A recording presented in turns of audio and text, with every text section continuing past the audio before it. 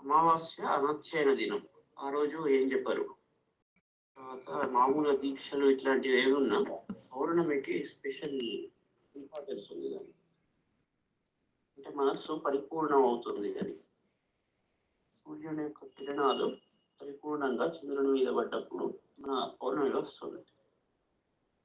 మనస్సు పరిపూర్ణంగా వికసించింది అని.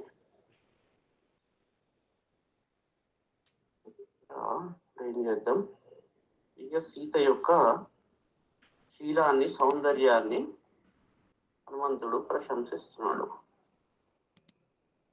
ప్రశస్యతు ప్రశస్తవ్యాం సీతాం తాం హరిపుంగవః గుణాభిరామం రామంచ పునశ్చింతాపరో అభవత్. హరిపుంగవః ప్రశస్తవ్యాం తాం సీతాం ప్రశస్య. చాలా ఇంపార్టెంట్ పాయింట్. ప్రశస్తవ్యం, ప్రశంసించదగిన ఆ సీతను ప్రశంసించాడు. మామూలుగా మనం లోకంలో ఎవరిని పడితే వాళ్ళని ప్రశంసిస్తాం, కానీ ఇక్కడ హనుమంతుడు అట్లా కాదు. గుణసంపన్నురాలైన సీతను ప్రశంసించాడు. కానీ అంటే వాళ్ళని నిజంగా ప్రశంసించాలి, అలాంటి వాళ్ళని. అందుకే నోరు భగవంతుడు ఎందుకు ఇచ్చాడు అంటే, ఎవరిని మనం పొగడాలో వాళ్ళనే పొగడాలి. భగవంతుడిని స్తుతి చేస్తాం, రాక్షసులను స్తుతి. ఎందుకంటే వాళ్ళు ప్రశంసించదగిన వాళ్ళు కాదు. దేవతలకే స్తుతి ఉంటుంది. ఇక్కడ దైవగుణ సంపన్నురాలైన సీతాదేవిని ప్రశంసించదగినది కాబట్టి ప్రశంసిస్తున్నారు. అలా లోకంలో అందరు ఉన్నప్పుడు చాలా బాగుంటుంది. ప్రశంసల కోసమైనా వాళ్ళు దివ్య గుణాలను అలవర్చుకుంటారు, కానీ అట్లా జరగట్లేదు. అయితే ప్రశంసించదగిన తాం సీతాం ప్రశస్య, ప్రశంసించి, మళ్ళీ వర్బ్ ఆఫ్ ఇన్కంప్లీట్ ప్రిడికేషన్. ప్రశస్తవ్య, ప్రశస్త తవ్యతవ్యానీయర అనే సూత్రం నుంచి షెస్ అనే వర్బుకు తవ్య అని యాడ్ అయినప్పుడు, ప్రా అనే ఉపసర్గ వచ్చినప్పుడు ప్రశస్తవ్య అది వచ్చి ప్రశస్తవ్యాం తాం. ద్వితీయ ఏకవచనంలో అది వచ్చింది. తాం సీతాం ప్రశస్య, ప్రశంసించి, గుణాభిరామం సద్గుణ సంపన్నుడైన రామం కూడా. మళ్ళీ సీతను ప్రశంసించాడు, మళ్ళీ సద్గుణాలకు నిలయమైన రాముణ్ణి ప్రశంసించాడు, సూత్రం చేసి పునః చింతాపరః అభవత్. ప్రశంసించి మళ్ళీ చింతయందు మళ్ళీ ఆలోచిస్తున్నాడు. మొదలు స్తోత్రం చేశాడు, స్తోత్రం చేశాక ఇప్పుడు ఏం చేయాలి ఏంటి అని వేరే విషయాలు ఆలోచిస్తున్నాడు. భగవంతుని ఇప్పుడు గొప్ప వాళ్ళ, మంచి వాళ్ళది వాళ్ళు స్తోత్రం చేసినప్పుడు, ఇప్పుడు గురువు గురించి మనం మాట్లాడాము ఎన్నోసార్లు. ఆయన యొక్క గొప్పతనాన్ని మాట్లాడుతున్నాం. చెప్పిందే చెప్తున్నాడు ఏంది అని అనుకోవద్దు. ఇప్పుడు మంత్రం చదివిందే అవుతాం మనం, ఒకటే విషయాన్ని మళ్ళీ మళ్ళీ అవుతాం. ఎందుకు అవుతాం? ఎందుకంటే అది మన మనస్సును రక్షిస్తుంది కాబట్టి. ఒక మంచి విషయాన్ని అనేక సార్లు చెప్పినా కూడా మంచిదే. ఎందుకు మంచిది అంటే అది బాగా నాటుకపోతుంది. అది మంత్రంలాగా పనిచేసి మన మనస్సును రక్షిస్తుంది. అహంకారం అనే బీజాలు రాకుండా కాపాడుతుంది. అందుకే గొప్పవారి యొక్క స్తోత్రం ఎన్నిసార్లు చేసినా అది మంచిదే. అందులోకి గురు బ్రహ్మ, గురు విష్ణు, గురుదేవో మహేశ్వర, గురు సాక్షాత్ పరబ్రహ్మ. పరబ్రహ్మ సమానుడైన గురువు యొక్క స్తోత్రం ఎప్పుడు, ఏ సందర్భంలో, మంగళం ఆది, మంగళం అంతం, మంగళ మధ్యంలో అన్నట్టు ఒక కావ్యం మనం చెప్తుంటే ప్రారంభంలో, చివరిలో, మధ్యలో ఎక్కడైనా మంగళం చెప్పాలి. శుభమును గురించి మాట్లాడాలి. అట్లనే ఇక్కడ స్తోత్రము చేయడం ఎప్పుడైనా చేస్తూనే ఉండాలి, చెయ్యాలి. ఎందుకంటే అది మంగళం కాబట్టి. అయితే ఇక్కడ కూడా మనం హనుమంతుడు ఏం చేస్తున్నాడట, అదే పని చేస్తున్నాడు. సీతను ప్రశంసించాడు, మళ్ళీ ఎందుకు అంటే మళ్ళీ మళ్ళీ చేస్తుంటాడు. ఇప్పుడు 3 వస్తే అప్పుడు చేస్తాడు. అది మంత్రంలాగా అతన్ని కాపాడుతుంది అని ఇక్కడ అర్థం చేసుకోవాలి. సముహూర్తం ఇవ ధ్యాత్వ బాష్ప పర్యాకులేక్షణ సీతాం ఆశ్రిత్య తేజస్వి హనుమాన్ విరదాపః. తేజస్వి సహ హనుమాన్ ముహూర్తమివ ధ్యాత్వ. ఒక్క నిమిషం ఆ హనుమంతుడు తేజోవంతుడు. అతను ఒక్క క్షణకాలం ఆలోచించాడు. ఆలోచించి బాష్ప పర్యాకులే క్షణ, కన్నీటితో వ్యాకులమైన నేత్రాలు గలవాడైనాడు. అది ఆలోచిస్తుంటే అతని కంటిలో కన్నీళ్లు వచ్చినవి. ఎందుకంటే హృదయం వ్యాకులమై కంటి నుంచి నీళ్లు వచ్చినాయి. సీతామాశ్రిత్య విలలాప. సీతను గురించి అంటే ఈ పరిస్థితిని, అబ్బా అంత గొప్ప ఆమె ఇలాంటి పరిస్థితుల్లో ఉన్నది అని ఒక్కసారి ఏడుపు వచ్చింది. ప్రశంసిస్తుంటే ఇక్కడ ముందర ఉన్న పరిస్థితి వేరు. ఆమె లక్షణాలు అంత గొప్పవి. అలాంటి ఆమెకి పరిస్థితి ఏంటి అని విలపించాడు. లప్పు లప్పు లలాప్, ముందర ఉపసర్గ విలలాప అట్లా వస్తుంది. లిట్ మాన్యా గురు వినీతస్య లక్ష్మణస్య గురుప్రియ యది సీతాపి దుఃఖార్త ఆలోహి దురతిక్రమ. గురువినీతస్య లక్ష్మణస్య మాన్యా, తర్వాత గురుప్రియ సీతాపి దుఃఖార్త యది కాలః దురతిక్రమ. ఇది చాలా ఇంపార్టెంట్ సూత్రం. చాలా మంది అయ్యో నాకెందుకు వచ్చింది కష్టం, ఏంది నేను ఇంత మంచివాడిని, ఎన్నో మంచి పనులు చేశా, ఇలాంటి కష్టం దేవుడు ఇచ్చాడు, అసలు దేవుడు ఉన్నాడా లేదా అని మనం మామూలు లోకంలో వింటుంటాం ఇట్లాంటి విషయాలు. ఇక్కడ హనుమంతుడు ఏం చెప్తున్నాడంటే గురు వినీతస్య, గురువుల చేత వినీతుడు బాగా శిక్షణ పొందినవాడు అయిన లక్ష్మణస్య, లక్ష్మణునికి మాన్య గౌరవింపదగినది. అంటే లక్ష్మణుని చేత అనుక్షణం గౌరవింపబడేది, ఆమెకు సేవలు చేస్తాడు. గురుప్రియ అంటే గురువు అంటే ఇక్కడ పెద్దవాళ్ళు అని. గురువు అంటే చాలా మీనింగ్ ఉన్నది. గురువు అంటే ఒకటి భారం, పెద్దది, తర్వాత పూజ్యులు అట్లా. గురుప్రియ అంటే పెద్దలకు ఇష్టురాలు అయిన సీతాపి, సీతకు కూడా దుఃఖార్త అయ్యేది కాలహ దురతిక్రమ. ఇంత గొప్ప లక్షణాలు కలిగిన సీత తర్వాత పెద్ద పెద్ద గురువుల చేత, వశిష్ఠుడు, విశ్వామిత్రుని లాంటి బ్రహ్మర్షుల చేత శిక్షణ పొందిన లక్ష్మణుడు కూడా సీతను అనుక్షణం గౌరవించేవాడు. బ్రహ్మర్షుల దగ్గర స్పెషల్ శిక్షణ పొందిన లక్ష్మణుడు కూడా గౌరవిస్తున్నాడు అంటే ఆమె ఎంత గొప్పది కావాలి. అలాంటి గొప్ప లక్షణాలు ఉన్న సీతాదేవికి కూడా ఇలాంటి కష్టం వచ్చిందంటే ఇక మామూలు వాళ్ళ సంగతి ఏంది. ఇలాంటి కష్టం వచ్చిందంటే కాలము దురతిక్రమ, కాలచక్రం ఏదైతే ఉంటుందో కర్మ, అది దురతిక్రమ, అది దాటింపలేనిది, అది ఎవరికైనా తప్పదు. అలాంటి వాళ్ళకి వచ్చిందంటే మనం ఎంత అని అంటాం కదా మనం. అతనికి చాలా గొప్పవాడు, దేవతలతో ఇంత ఇది ఉన్నది, అలాంటి వాడికి కష్టం వస్తే మనం మామూలు వాళ్ళము అంటాం. అదేవిధంగా చాలా మంది ఇట్లా అనుకుంటారు, కాబట్టి అట్లా అనుకోవద్దు. కాలము ఎప్పుడు ఒకేలాగా ఉండదు. ఎంత పెద్దవాళ్ళకైనా కాలం దురతిక్రమము అని ఇవన్నీ ఒక రకంగా కొటేషన్స్ లాగా వాడుకోవచ్చు. మనం లోకంలో మనం వినే మాటలకు ఇది కొటేషన్ లాగా పనిచేస్తుంది. మాన్యా గురు వినీతస్య లక్ష్మణస్య గురుప్రియ ఇది సీతాపి దుఃఖార్త కాలో దురతిక్రమ. ఇది ఒక కొటేషన్, నోట్ చేసుకోవాల్సిన స్టేట్మెంట్స్ అన్నట్టు. రామాయణంలో అట్లా ఉన్నది బాబు.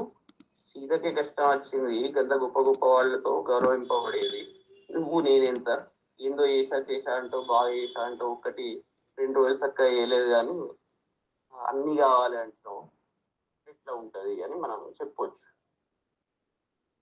రామస్య వ్యవసాయజ్ఞ లక్ష్మణస్య చ ధీమతః నాట్యర్థం క్షుభ్యతే దేవి గంగేవ చిరగాగమి. రామస్య ధీమతః లక్ష్మణస్య చ వ్యవసాయజ్ఞ దేవి. రాముడు ఎట్లాంటి వాడు? రాముడు. తర్వాత ధీమతః లక్ష్మణస్య అంటే బుద్ధివంతుడైన లక్ష్మణుడు. తర్వాత వీళ్ళ యొక్క వ్యవసాయజ్ఞ, వ్యవసాయం అంటే ఇక్కడ ప్రయత్నము అన్నట్టు. మనం వ్యవసాయం కూడా బాగా కష్టపడి చేస్తాం కదా. ప్రయత్నాన్ని ఎరిగిన దేవి ఈ సీతాదేవి, వాళ్ళ యొక్క ప్రయత్నం అంటే అంటే వాళ్ళు ఎలాంటి శ్రమ చేస్తున్నారు, వాళ్ళు ఎలాంటి ప్రయత్నం చేస్తారు, పట్టింది విడవకుండా ఎట్లా ఉంటారు, ఏదో వాళ్ళ గురించి మొత్తం చూసింది కాబట్టి వాళ్ళు ఎలాంటి స్థితిలో ఇప్పుడు ఉంటారు, వాళ్ళు పట్టింది విడవరు. అలాంటి లక్షణాలు కలిగిన ఈ రాముడు లక్ష్మణుడు, వాళ్ళ గురించి తెలిసిన ఈ సీతాదేవి జలదాగమే గంగేవ అత్యర్థం నక్షుభ్యతే, వాళ్ళ గురించి తెలిసింది కాబట్టి తనను రావణుడు తీసుకువచ్చాడు. కానీ రాముడు లక్ష్మణుడు వాళ్ళు వదిలిపెట్టరు, నన్ను ఎట్టయినా వెతికి పట్టుకుంటారు అనే ఒక విశ్వాసంతో ఉన్నది అన్నట్టు. ఎందుకంటే వాళ్ళ లక్షణాలు తెలుసు కాబట్టి. ఆమె ఇప్పుడు ఒకళ్ళ మీద మనం విశ్వాసం పెడతామంటే వాళ్ళ లక్షణాలను బట్టే పెడతాం. వాళ్ళు అలా చేస్తారు అని మనం మాటికి అది ప్రూవ్ అవుతుంటే అప్పుడు మనం వాళ్ళ మీద అనన్యమైన విశ్వాసం ఉంటుంది. అట్లనే రాముడు లక్ష్మణుని యొక్క ప్రయత్నం గురించి తెలిసినది కాబట్టి సీతాదేవి వర్షాకాలంలో గంగాదేవి క్షోభిస్తున్నట్టు నక్షుభ్యతే. మామూలుగా ఏంటి అంటే గంగాదేవి వర్షాకాలంలో క్షోభ ఎదుగుతుంది, బాగా అన్నిటినీ పట్టుకోవచ్చుకుంటూ మలినంగా ఉంటుంది. ఎందుకంటే మట్టి వాటి మీద ప్రవహించుకుంటూ శోభ చెందుతూ ఉంటుంది. కానీ ఈమె శోభ చెందట్లేదు అని చెప్తున్నాడు. నక్షుభ్యతే, గంగాదేవి వర్షాకాలంలో క్షోభ చెందుతుంది, కానీ సీతాదేవి మాత్రం క్షోభ చెందట్లేదు. ఎందుకంటే విశ్వాసము వల్ల. తర్వాత తుల్యశీల వయోవృత్త తుల్యాభి జనలక్షణం రాఘవోర్హతి వైదేహి సంచేయమసి తీక్షణ. తుల్యశీల వయోవృత్త తుల్యాభి జనలక్షణ వైదేహి రాఘవ అర్హతి. ఈమె యొక్క తుల్యశీల వయోవృత్తం అంటే ఆమె యొక్క శీలము, ఆమె వయస్సు, తర్వాత వృత్తం అంటే ప్రవర్తన.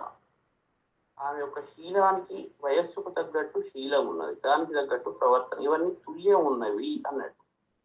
మామూలుగా మనం ముసలాళ్ళు అయినాక లేదా వేరే సందర్భాల్లో కొన్ని చెప్తుంటాం. ఆ సందర్భానికి తగ్గ ప్రవర్తన, సందర్భానికి తగ్గ నడవడిక అన్ని ఉండాలి.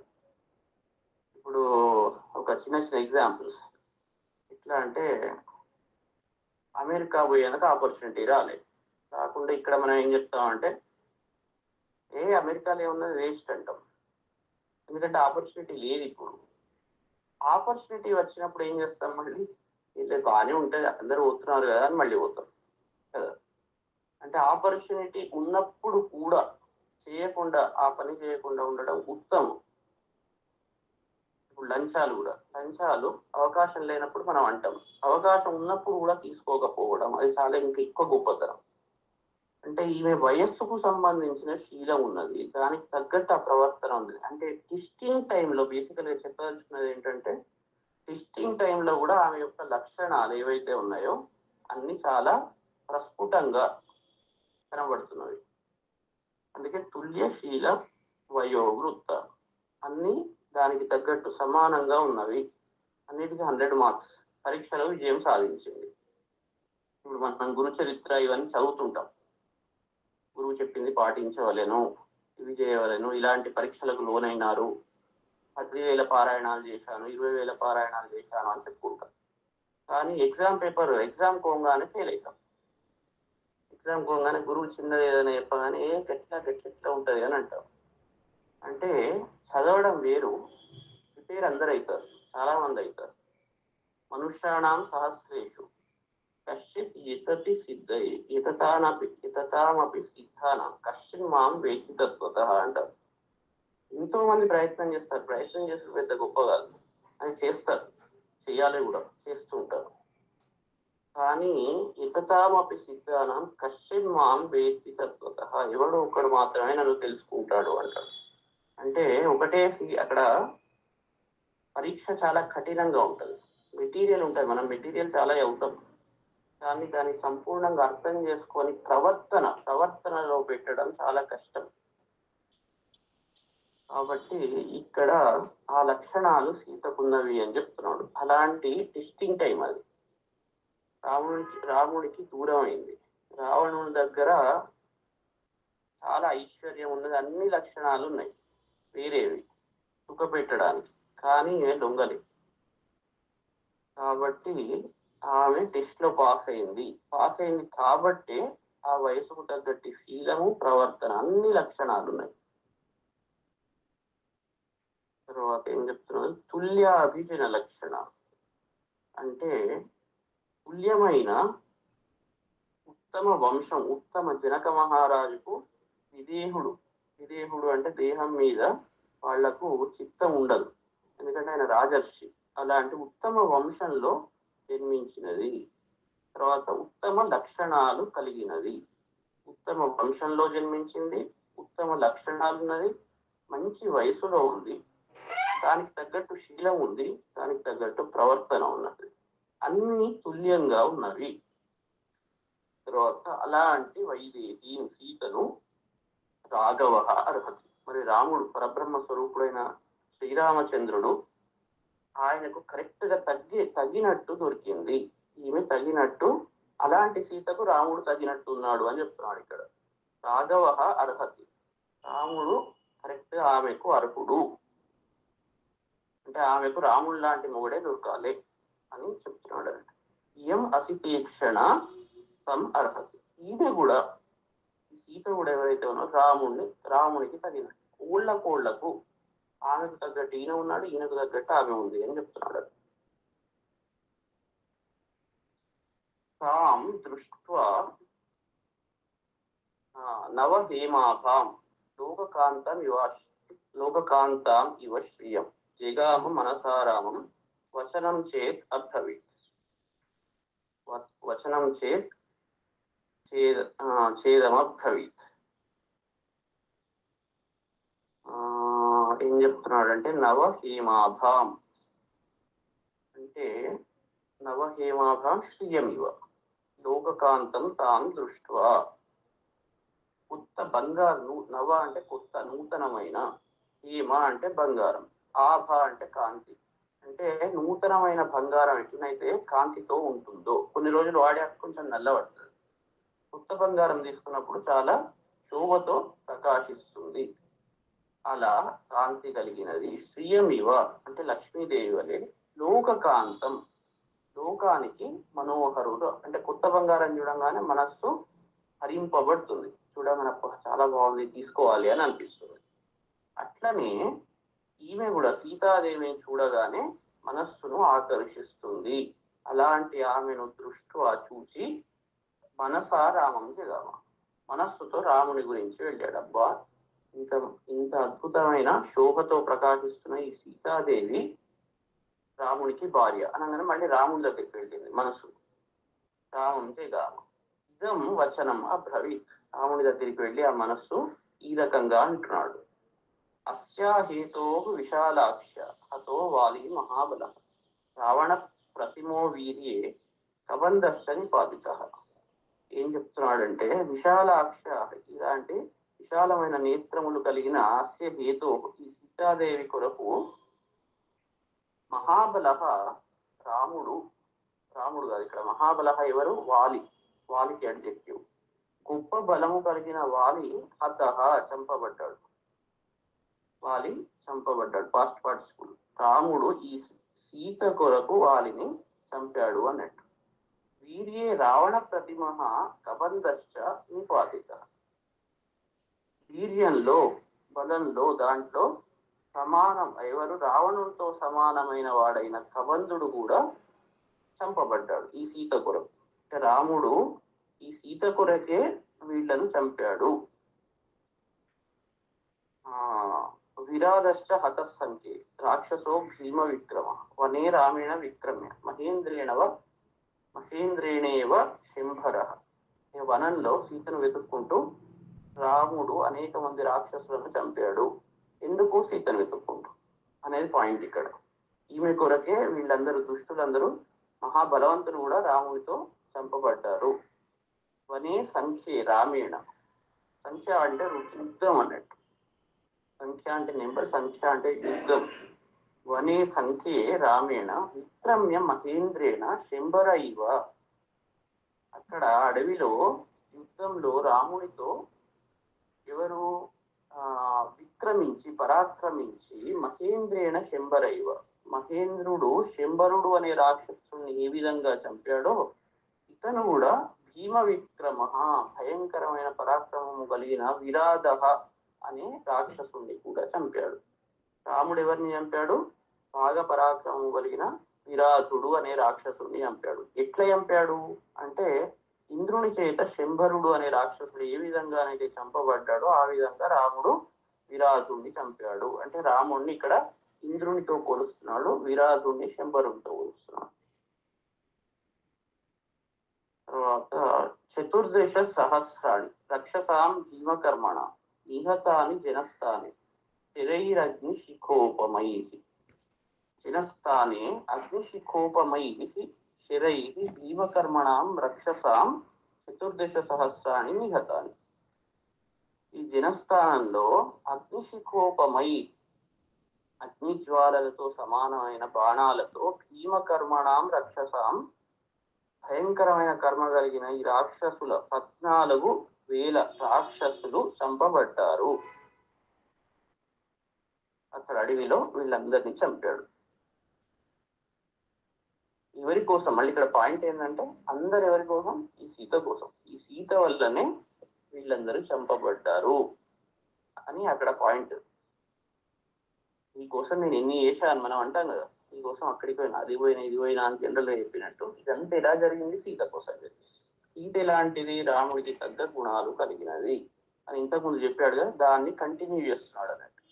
ఆమె అలాంటి నవహేమాభాం లక్ష్మిలో, అంటే ఈ పాయింట్స్ ఎందుకు వస్తున్నాయంటే సీతను చూసి, ఆమె లక్షణాలను చూసి, తర్వాత ఆమె శోభను చూసి మనస్సు మళ్ళీ రాముడి మీదకి వెళ్ళింది. ఈమె ఎవరిది? రాముడిది. కాబట్టి రాముడు ఏం చేశాడు ఈమె కొరకు? ఇవన్నీ చేశాడు అని ఆ కాంటెక్స్ట్ అట్లా నడుస్తుంది అన్నట్టు ఇక్కడ. తర్వాత ఖరశ్చ నిహత సంఖ్యే త్రిశిరాశ్చ నిపాతిత దూషణశ్చ మహాతేజ రామేణ విదితాత్మన. విదితాత్మన అంటే ప్రశస్తమైన బుద్ధి కలిగిన, అంటే తన ఆత్మలో తను రమించేవాడు, తన ఆత్మ గురించి తనకు తెలిసినవాడు అన్నట్టు. అలాంటి వాడికి బుద్ధి అన్ని ప్రాపర్ గా పనిచేస్తాయి.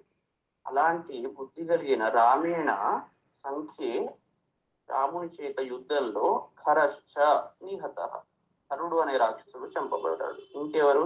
శిశిరాశ్చ నిపాతిత మహాతేజ దూషణశ్చ, వీళ్ళందరూ గొప్ప తేజస్సు కలిగిన దూషణుడు అనే రాక్షసుడు కూడా చంపబడ్డాడు. ఇదంతెందుకు? సీత కొరకు. ఐశ్వర్యం వానరాణాంచ దుర్లభం వాలిపాలితం అస్యా నిమిత్తే సుగ్రీవ ప్రాప్తవాన్ లోక సత్కృతం. అస్యాహ నిమిత్తే సుగ్రీవ వాలిపాలితం దుర్లభం లోక సత్కృతం వానరాణం ఐశ్వర్యం ప్రాప్తవాన్.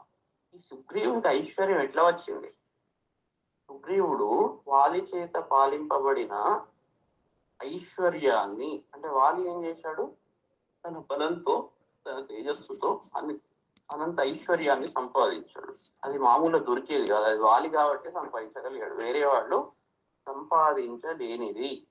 అలాంటి ఐశ్వర్యాన్ని ఎవరు పొందాడు? సుగ్రీవుడు. ప్రాప్తవా, ఇట్లా ఈమె వల్ల, ఈమె నిమిత్తంతో సుగ్రీవుడికి రాజ్యం వచ్చింది. సుగ్రీవుడు అనుకుంటాడు నేనేదో బలంతో సంపాదించా అని అనుకుంటాడు, కానీ అసలు విషయం ఏంటి అంటే దాని వెనుక బ్యాక్గ్రౌండ్ రీజన్ ఏంది? సీత వల్ల ఇదంతా వచ్చింది. సీత అలా జరిగింది కాబట్టి, రాముడు సీతను వెతుక్కుంటూ పోయినాడు కాబట్టి, ఈ సుగ్రీవుడి దగ్గరికి వచ్చాడు కాబట్టి, సుగ్రీవుడు అట్లాంటి కష్టంలో ఉన్నట్టు రాముడిని అడిగాడు కాబట్టి, అంటే ఒకదానికొకటి లింక్ పెట్టుకుంటూ పోతున్నాడు.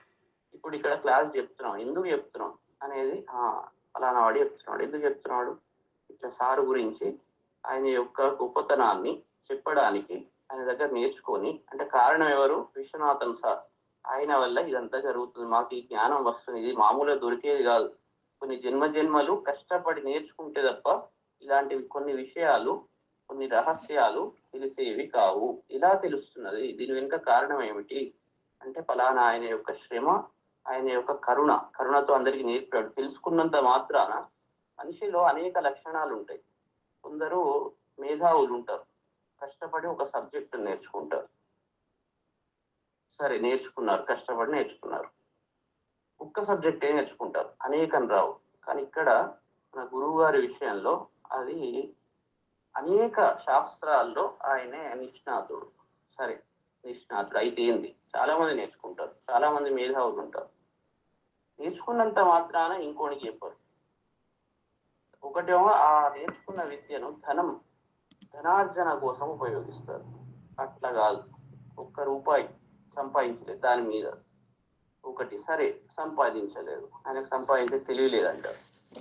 కానీ ఆ విద్యను ఇంకోనికి చెప్పరు. చెప్తే వాడు తాంతట వాడైతే ఈర్ష్య వస్తుంది కాబట్టి చెప్పరు. కానీ ఆయన ఎట్లా అంటే శిష్యులకు ఓపిక లేకున్నా వాళ్ళకన్నా ఎక్కువ ఓపికతో చెప్పారు. ఎవరికైనా చెప్తుంటే గంటల కొద్ది చెప్తుంటే వీళ్ళకే ఓపిక లేకుండా వయసులో ఉన్న శిష్యులు అలసిపోయేది కానీ ఆయన అలసిపోకపోయేది. ఆ గుణము అసలు ఎవరికి ఉండదు, దైవాంశ సంభూతులకు తప్ప మామూలు వాళ్ళకు ఉండదు. సరే చెప్పారు. చెప్తేంది అంటే వాళ్ళు శిష్యులు ఎట్లా ఉన్నా కూడా, కొందరు ఎట్లా ఉంటారంటే పని తీసుకొని వెళ్ళిపోయేటాళ్ళు ఉంటారు. దాంట్లో కూడా లక్షణాలు, అనేక లక్షణాలు. అలాంటి వాళ్ళకు కూడా అప్పుడప్పుడు మళ్ళీ తర్వాత రియలైజ్ అయ్యి వస్తే కరుణతో పిల్లల్లాగా మళ్ళీ వాళ్ళకు నేర్పించారు. అంటే ఒక మనిషిలో కొన్ని లక్షణాలు ఉంటాయి, అన్ని లక్షణాలు పరిపూర్ణ చంద్రుని లాగా ఆ లక్షణాలు ఉండవు. అయితే అది స్మరించుకోవాలంటే ఇప్పుడు ఈ కాంటెక్స్ట్ లో చూస్తే ఈ విద్య ఇక్కడ క్లాస్ నడుస్తుంది, దీని వెనుక బ్యాక్గ్రౌండ్ ఏంది, మూల కారణం ఏంది. ఇక్కడ వాలి ఏ విధంగానైతే ఐశ్వర్యాన్ని సంపాదించాడు, అందరికీ దొరకదు. అలాంటి ఐశ్వర్యము సుగ్రీవునికి వచ్చింది. ఈ సుగ్రీవునికి ఎలా వచ్చింది అంటే ఆ సీతాదేవి వల్ల వచ్చింది అని మళ్ళీ వెనుకకు లింక్ పెడుతున్నాం. అట్లనే ప్రతి కాంటెక్స్ట్ దీని వెనుక అన్ని ఉంటాయి. అవన్నీ మనం గుర్తు పెట్టుకోవాలి. మనం మామూలు ఏంటి అంటే అహంకారంతో మనం ఇప్పుడున్న ప్రస్తుత పరిస్థితిని చూసి అంతా నేనే చేశా అని ఒక భావన వస్తుంది, అదే అహం. కానీ దాని వెనుక విషయాలను, మూల తత్వాన్ని మనం ఆలోచించాలి. ఎందుకంటే ఆ అహం అడ్డుకుంటుంది అన్నట్టు, అన్ని నా వల్లనే జరుగుతున్నవి అని మనం ఆలోచిస్తాం. అందుకే ఎప్పుడు మనం మూలాలను మర్చిపోవద్దు, ఆ వెనుకకు వెళ్ళాలి, ఒకసారి హిస్టరీలోకి వెళ్ళాలి. ఇక్కడ హనుమంతుడు అదే పని చేస్తున్నాడు. హిస్టరీ ఏంటి, ఈ సీత నిమిత్తమే ఈ సుగ్రీవునికి ఐశ్వర్యం వచ్చింది. ఇది మామూలుగా వచ్చేది కాదు, వాలి చాలా కష్టపడి సంపాదించాడు అని చెప్తున్నాడు. తర్వాత సాగరశ్చ మయా క్రాంత శ్రీమాన్ నద నదీపతి అస్యా హేతో విశాలాక్ష్య పురీచేయం అవేక్షిత. అంటే ఏం చెప్తున్నాడు, విశాలాక్ష్య అస్యా హేతో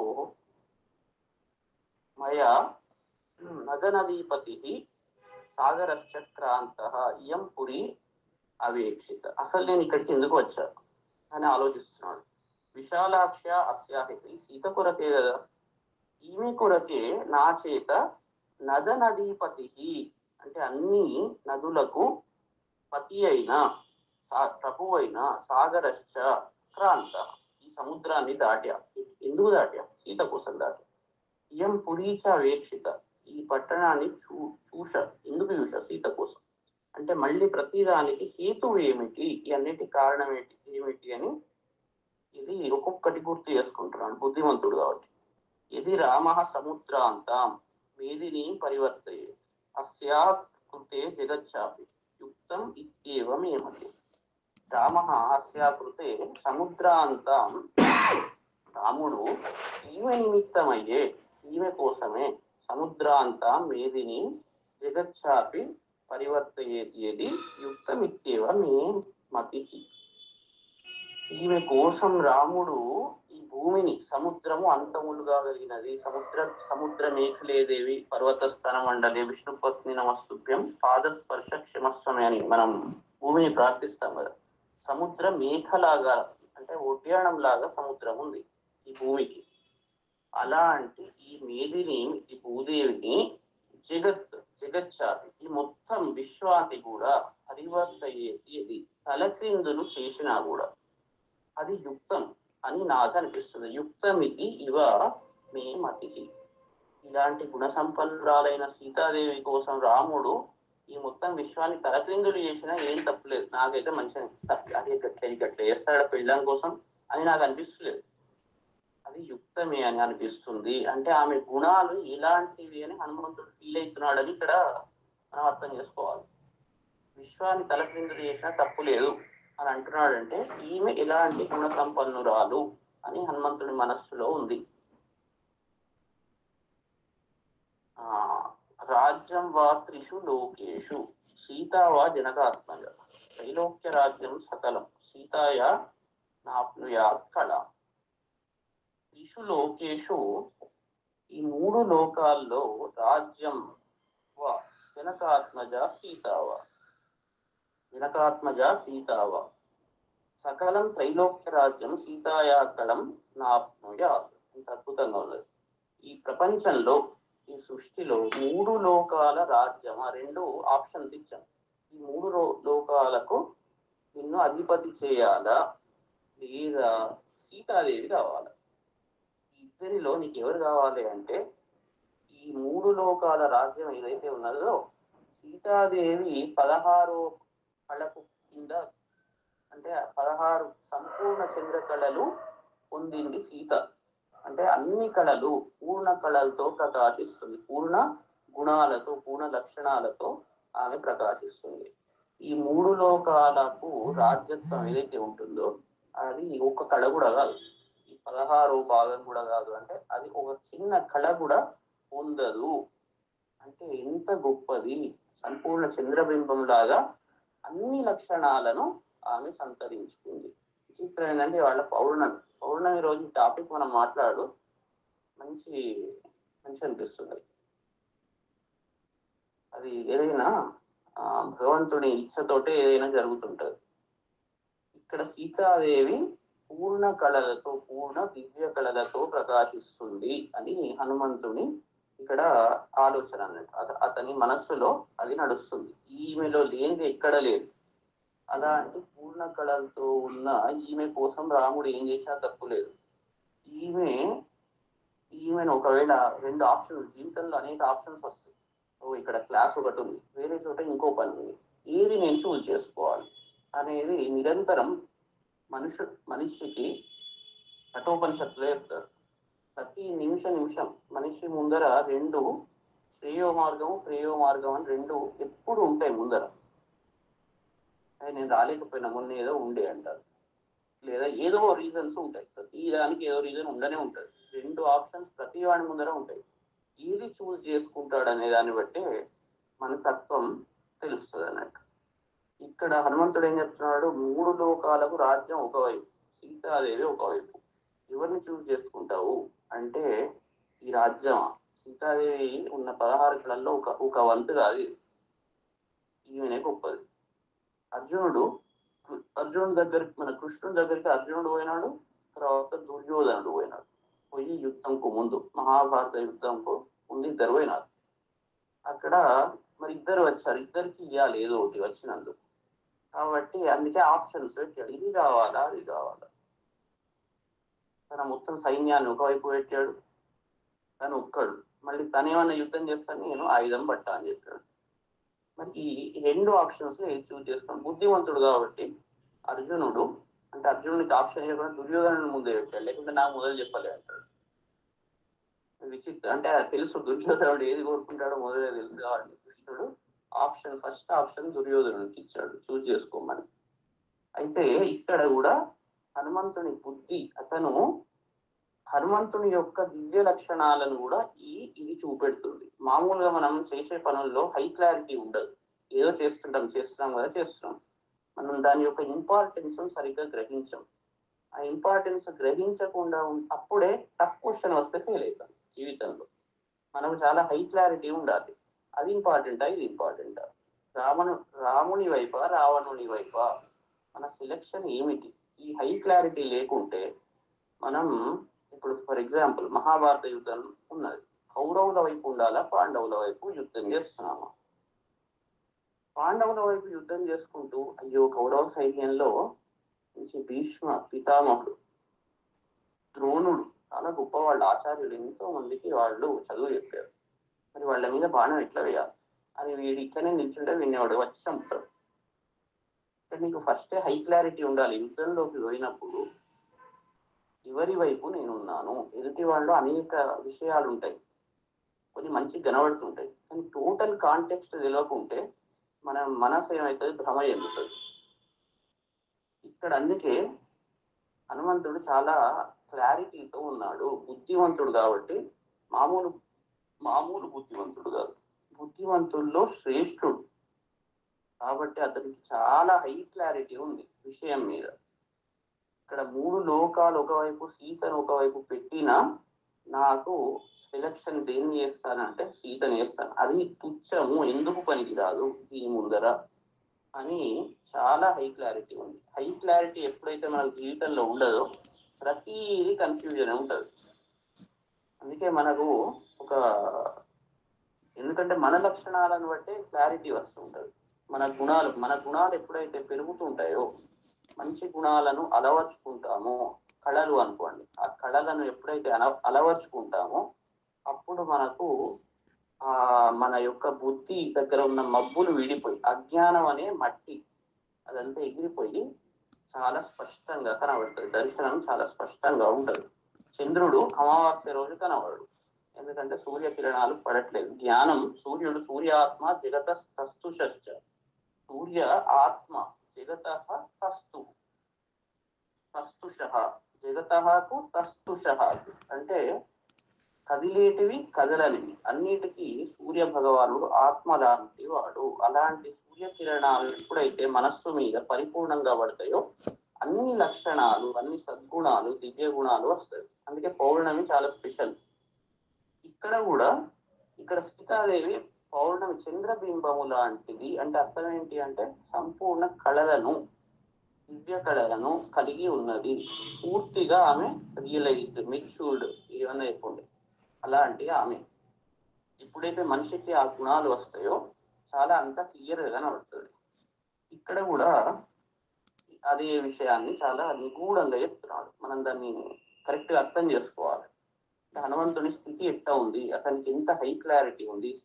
సీతాదేవి ఏదో రాముడు అంటాడు, సుగ్రీవుడు చెప్పాడు కాబట్టి వచ్చా, అక్కడ ఏదో ఉన్నది, ఎంత తీసుకపో, వాళ్ళకి ఎట్లా ఆలోచిస్తాడు. ఆ పరిపూర్ణ లక్షణాలను తెలుసుకొని ఈ రాముడు ఎందుకు అంటాడు, ఎవరైనా పంపుతారు, పెళ్ళాలి లేకుండా పంపరా, ఇట్లా గొప్పతనం ఏంది, గట్లా అంటలేడు. ఇక్కడ ఏమనుకుంటున్నాడు అంటే సీతాదేవి కోసం రాముడు ఏమైనా చేయొచ్చు, ఏది తప్పు లేదు, ఈమె ముందర, ఈ గుణాల ముందర అసలు ఏది లెక్కకు రాదు అని చాలా స్పష్టమైన ఆలోచనలో ఉన్నాడు అతను. ఇయం సా ధర్మశీలస్య మైథిలస్య మహాత్మన సుతా జనక రాజస్య సీత భర్తృ దృఢవ్రత ఉత్థిత మేధినీం భిత్వా క్షేత్రే హరిముఖ ఫలముఖ క్షతే పద్మరేణు నిభై కీర్ణ శుభై కేదార పాంసు. ఇయం క్షేత్రే హలముఖ క్షతే పద్మరేణు నిభై శుభై కేదార. ఏం చెప్తున్నాడంటే ఈమె బేసికల్ గా ఈ భూమిని మేదిని హిత్వ ఉత్తిత, భూమిని చీల్చుకొని భేదించుకొని ఉత్తిత బయటికి వచ్చింది.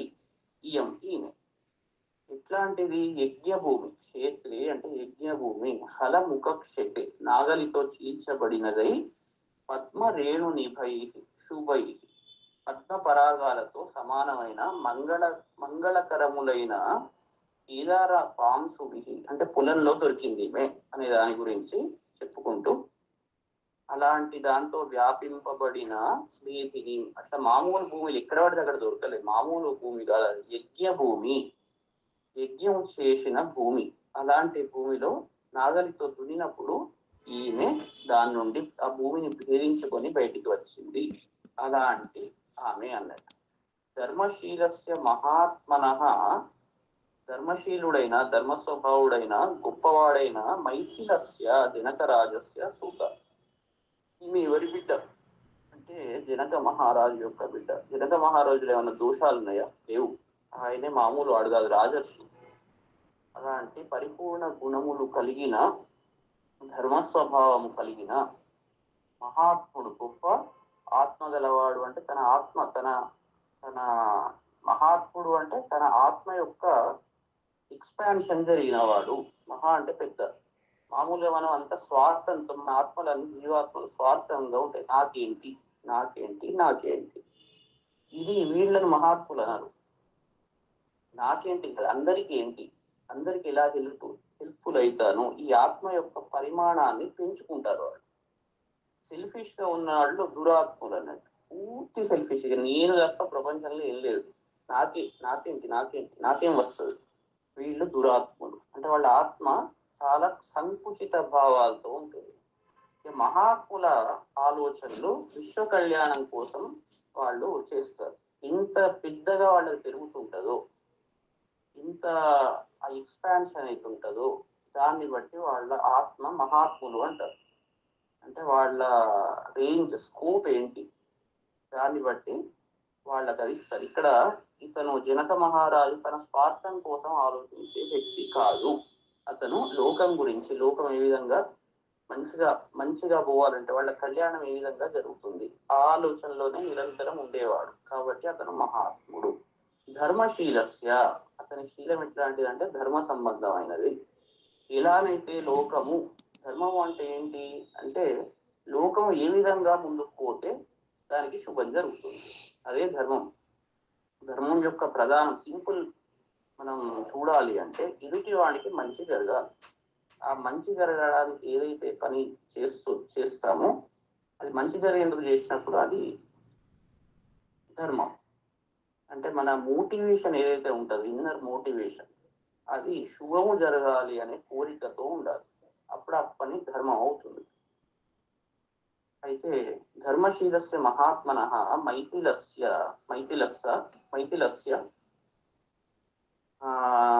ఆమె అతని యొక్క సుత, ఆమె యొక్క కూతురిమే. తర్వాత భర్తృ దృఢవ్రత, భర్త విషయంలో దృఢమైన పాతివ్రత్య వ్రతం. ఇక్కడ పాతివ్రత్య వ్రతము అంటే భర్త తప్ప ఏమీ లేదు, పరబ్రహ్మ స్వరూపుడైన ఆ రాముడు తప్ప నాకు వేరే చిత్తం లేదు. దీన్ని కొంచెం డీప్ గా ఆలోచిస్తే ఒక వ్యక్తి, ప్రతి వాళ్ళలో ఈ క్యారెక్టర్స్ అన్ని ఉంటారు. సీత, రాముడు, హనుమంతుడు మనలోనే ఉంటారు. ఎవరైతే ఆ పరబ్రహ్మ తత్వాన్ని అంటే అల్టిమేట్ దాన్ని, అదే నాకు కావాలి, ఇక వేరేది వద్దు, నీ ప్రయారిటీ ఏంటి అంటే అదే ముక్తి రావాలి, ముక్తియో లేదా ఏదైతే ఉన్నదో ఆ టార్గెట్ అదే కావాలి, నాకు ఇది అవసరం లేదు, అది అవసరం లేదు, నాకు కావాల్సింది అది అనే హై క్లారిటీతో ఎవరైతే ఉంటారో వాళ్ళు పాతివ్రత్య ధర్మాన్ని కలిగి ఉన్నవాళ్ళు. తనను ఎవరు, పతి అంటే ఏంటి, మనను రక్షించేవాడే పతి. పా అనే ధాతువు నుంచి వచ్చింది, అంటే రక్షించేవాడు. అంటే అర్థం ఏంటి, ఇక్కడ రక్షించేవాడు ఎవరు రక్షిస్తున్నాడు అంటే మనస్సును, శరీరాన్ని, ఆత్మను. నిజంగా అన్నిటిని ఎవరు రక్షించేవాడు ఎవరంటే భగవంతుడు మాత్రం. ఆ భగవంతుడు మాత్రమే అందరికీ పతి, ఒరిజినల్ గా ఆలోచిస్తే కదా. పాతివ్రత్య ధర్మం కలిగి ఉన్నవాడు అంటే ఆ పతి ఎవరైతే ఉన్నాడో, ఆ భగవంతుడు ఎవరైతే ఉన్నారో అతనే నిజంగా అందరికి పతి.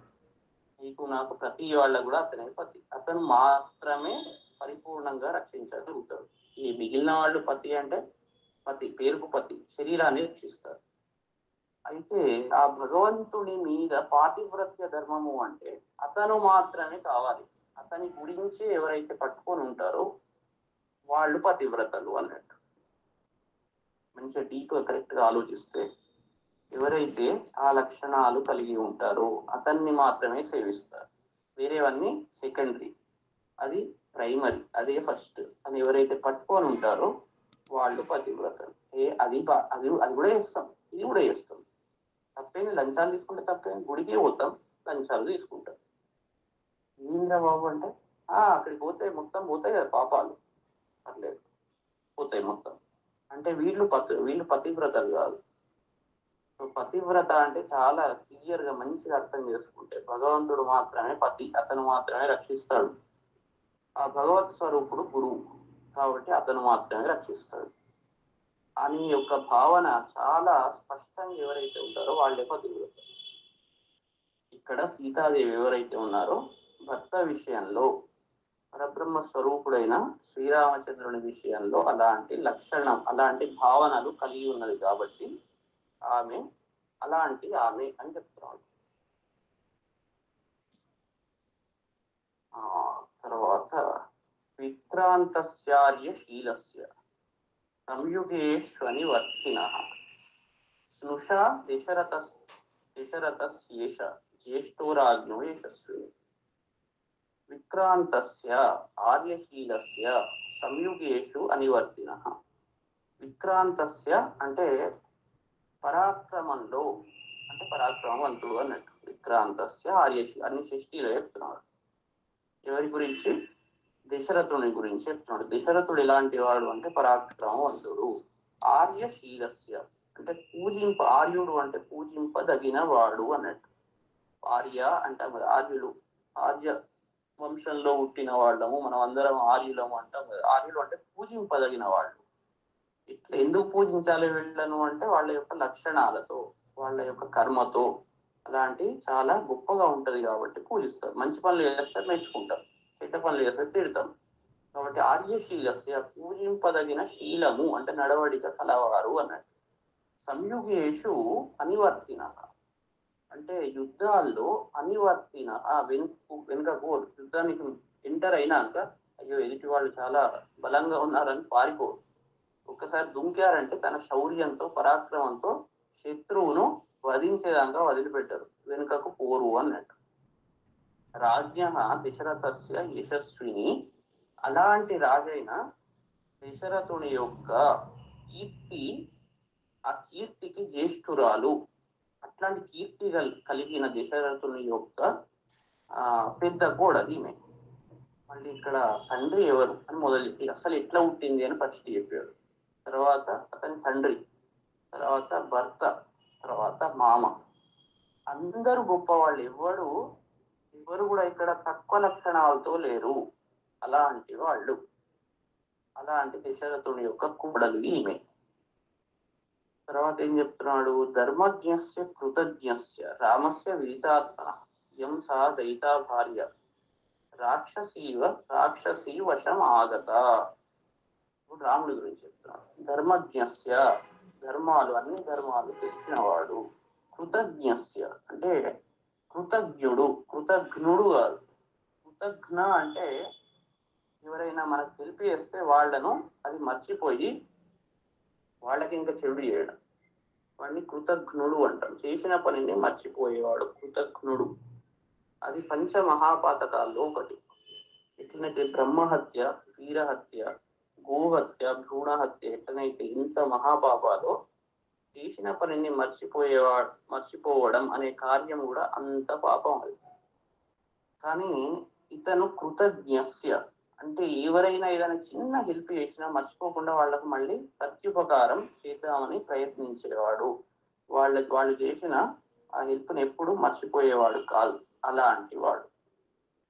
విదితాత్మన ప్రసిద్ధమైన, విదిత అంటే అందరికీ తెలిసింది. అతను విదితుడు, లోక విదితుడు అంటే లోకంలో అందరికీ తెలిసిన వాడు అన్నట్టు. విదితాత్మన అంటే తెలిసిన, ప్రసిద్ధమైన బుద్ధి కలిగిన వాడు అయినా రాముని యొక్క దయిత ప్రియురాలైన భార్య అనేది.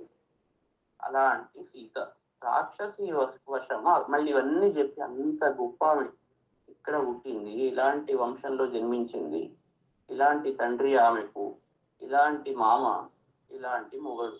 అలాంటి ఈమె ఈ రాక్షసి వశం ఆగత, ఈ రాక్షసుల వశంలోకి వెళ్ళింది అయ్యో అని. అందుకే విలలాప అని ఇంతకుముందు చెప్పాడు కదా, బాధపడ్డాడు. సర్వాన్ భోగాన్ పరిత్యజ్య భర్తృ స్నేహ బలాత్కృత అచింతయిత్వా దుఃఖాన్ ప్రవిష్ట నిర్జనం వన్ సంతుష్ట ఫలమూలేన భర్తృ శుశ్రూషణే రత యాపరాం భజతే ప్రీతి వనేపి భవనేయత సేయం కనక వర్ణాంగి నిత్యం సుస్మిత భాషిని సహతే యాతనామేతాం అనర్థానాం అభాగిని. ఎవరైతే సీత ఉందో సర్వాన్ భోగాన్ పరిత్యజ్య అన్ని భోగాలను వదిలిపెట్టి భర్తృ స్నేహ బలాత్కృత అంటే భర్తృ మొగని అందలి ప్రేమతో బలాత్కరింపబడినదై దుఃఖాన్ని అచింతయిత్వ, అంటే ఆ ప్రేమ బలాత్కరిస్తుంది అన్నట్టు, ప్రేమ డామినేట్ చేస్తుంది. అలాంటి స్థితిలో ఉన్న ఆమె దుఃఖాన్ని అచింతయిత్వ, ఈ దుఃఖాలను కష్టాలను లెక్క చేస్తలేదు, చేయకుండా నిర్జనం వనం ప్రవిష్ట, అంటే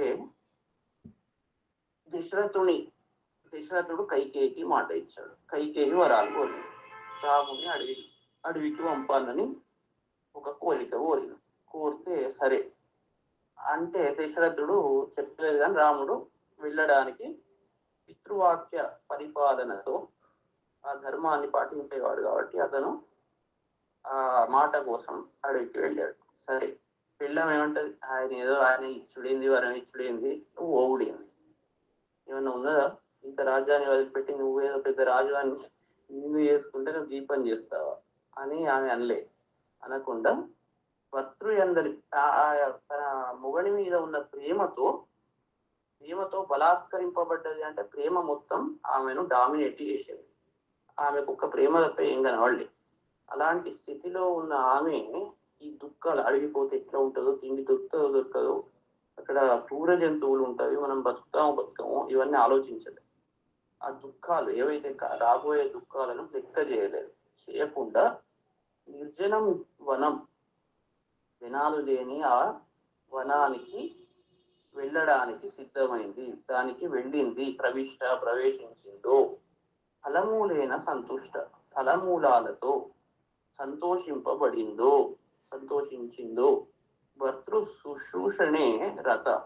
ఇప్పుడు మనం ఇవన్నీ ఒక పనులు చేస్తుంటే ఎన్నో కష్టాలు ఎదురవుతాయి, సుఖాలు ఉండవు. ఏది మనకు దొరికిన వీకెండ్స్ కూడా మనం వదిలిపెట్టి కొన్ని పనులు చేయాల్సి వస్తుంది. ఇది కూడా ఒక రకంగా సేమ్ అడవిలో ప్రవేశించినట్టు, టైంకు తిండి దొరకదు, కష్టం, ఆరోగ్యం సహకరించదు, ఇట్లాంటి ఎన్నో కష్టాలు. ఒక కార్యం చేయాలంటే అనేక కష్టాలు ఎదురవుతాయి మనకు. అన్ని కష్టాలను ఓర్చుకొని మనం ఏదైతే అనుకుంటామో దాని మీద మనకు ప్రేమ చాలా గట్టిగా ఉంటుందో అన్ని ఏవి లెక్క చేయకుండా మనం పనులు చేస్తాం. అయ్యో మీకు కష్టం అనిపిస్తుందా అంటే అనిపించదు, ఎందుకంటే మనం ఏదైతే చేయదలుచుకున్నామో దాని మీద అతి ప్రేమ ఉన్నప్పుడు ఏవి మనకు లెక్కకు రావు, అందుకే అవి చేయగలుగుతారు, లేకుంటే చేయలేరు. ఆ ప్రేమ లేకుంటే మనం ఆ దుఃఖాలను సహించలేము, అది దుఃఖంలాగా అనిపించదు. అట్లనే సీతాదేవి ఆ దుఃఖాలను లెక్క చేయకుండా ఈ వనంలో ప్రవేశించింది. తర్వాత ఫలమూలైన ఏది దొరికితే దాంతో సంతోషపడ్డది.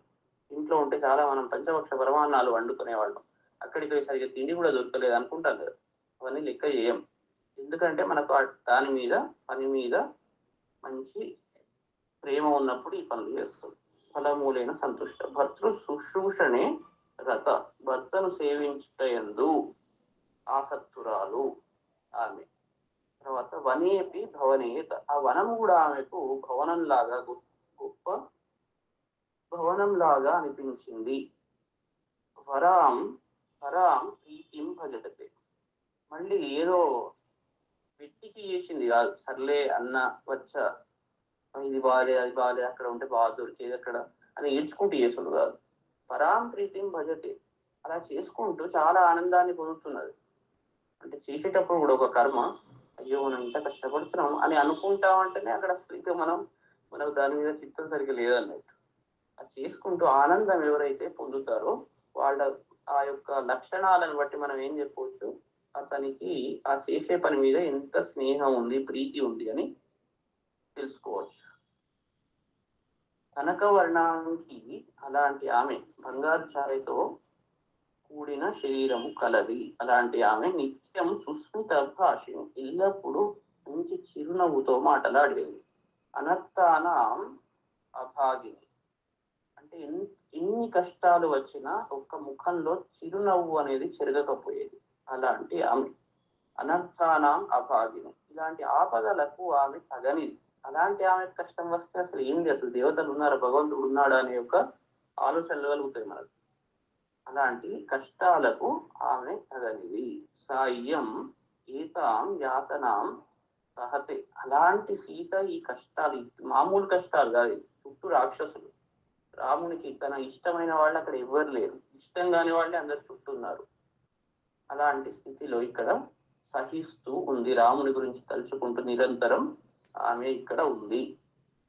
అందుకే మన మన ధర్మంలో రెండు చాలా గొప్ప గ్రంథాలు, ఒకటి మహాభారతం, రెండు రామాయణం. ఎందుకంటే ఏం చెప్తారంటే మనిషికి ఒక సంపూర్ణత్వం రావడానికి రెండు చాలా మంచిగా పనిచేయాలి. ఒకటి హృదయం, రెండు బుర్ర, బుద్ధి. అందుకే ఒకటి శ్రద్ధ, రెండు మేధ. మనిషికి శ్రద్ధ ఉండాలి, మేధ ఉండాలి, అప్పుడే పరిపూర్ణుడు అవుతాడు.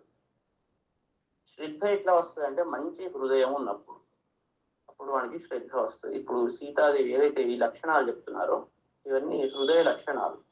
మంచి హృదయం ఉండాలి, మంచి మేధాశక్తి ఉండాలి. అంటే కర్మ ఏ రకంగా చేయాలి, ఇట్లా ముందరికి పోవాలి, అవన్నీ మేధాశక్తి వల్ల వస్తుంది. తర్వాత హృదయం వల్ల దాని మీద మనకు మనస్సు లగ్నం అవుతుంది. అయితే మన పంచమ వేదంగా కీర్తింపబడే మహాభారతం ఏదైతే ఉందో దాంట్లో మహాభారతంలో ఉన్నది ఎక్కడ లేదు. ఆ ఎక్కడ బయట ఏదైతే దొరుకుతుందో అది అన్ని మహాభారతంలో ఉన్నది అని అంటారు. అంటే అది మేధాశక్తిని పెంపొందింపజేస్తుంది. మహాభారతం జీవితంలో ఎలాంటి స్టెప్స్ తీసుకోవాలి, ఎలాంటి కండిషన్స్ లో ఎలా బిహేవ్ చేయాలి, మహాభారతంలో అన్ని ఆ విషయాలు మనం తెలుసుకోగలుగుతాం. భగవద్గీత కూడా జీవితానికి మార్గదర్శనం చేసే భగవద్గీత కూడా దాని నుంచి వచ్చింది.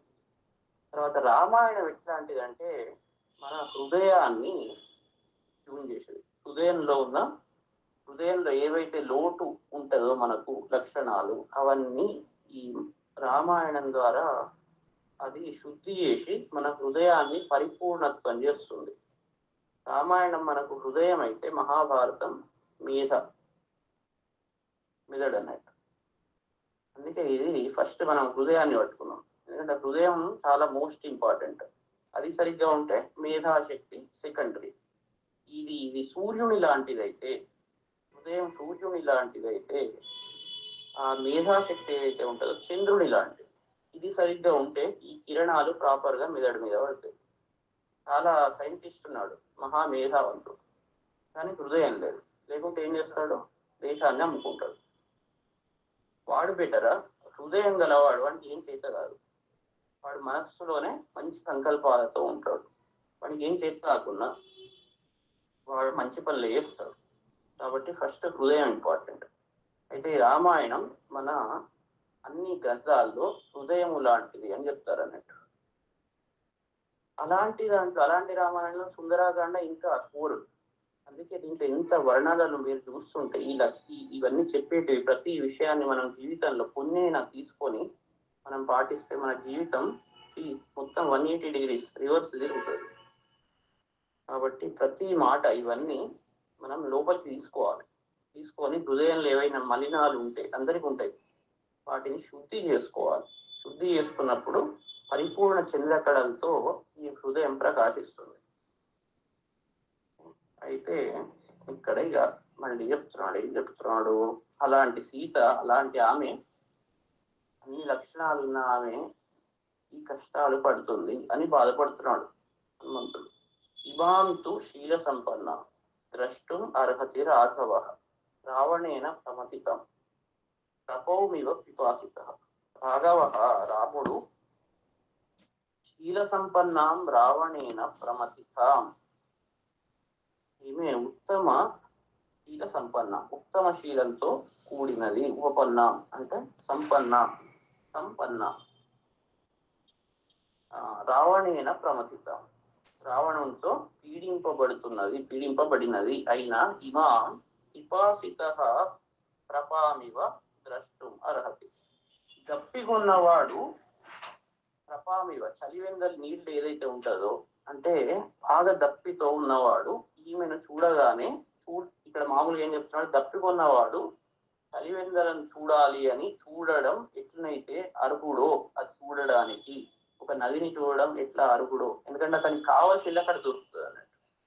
అలానే ఈ సీతను చూడడం చాలా ఇంపార్టెంట్, వాడు తగి ఉన్నాడు అని చెప్తున్నాడు.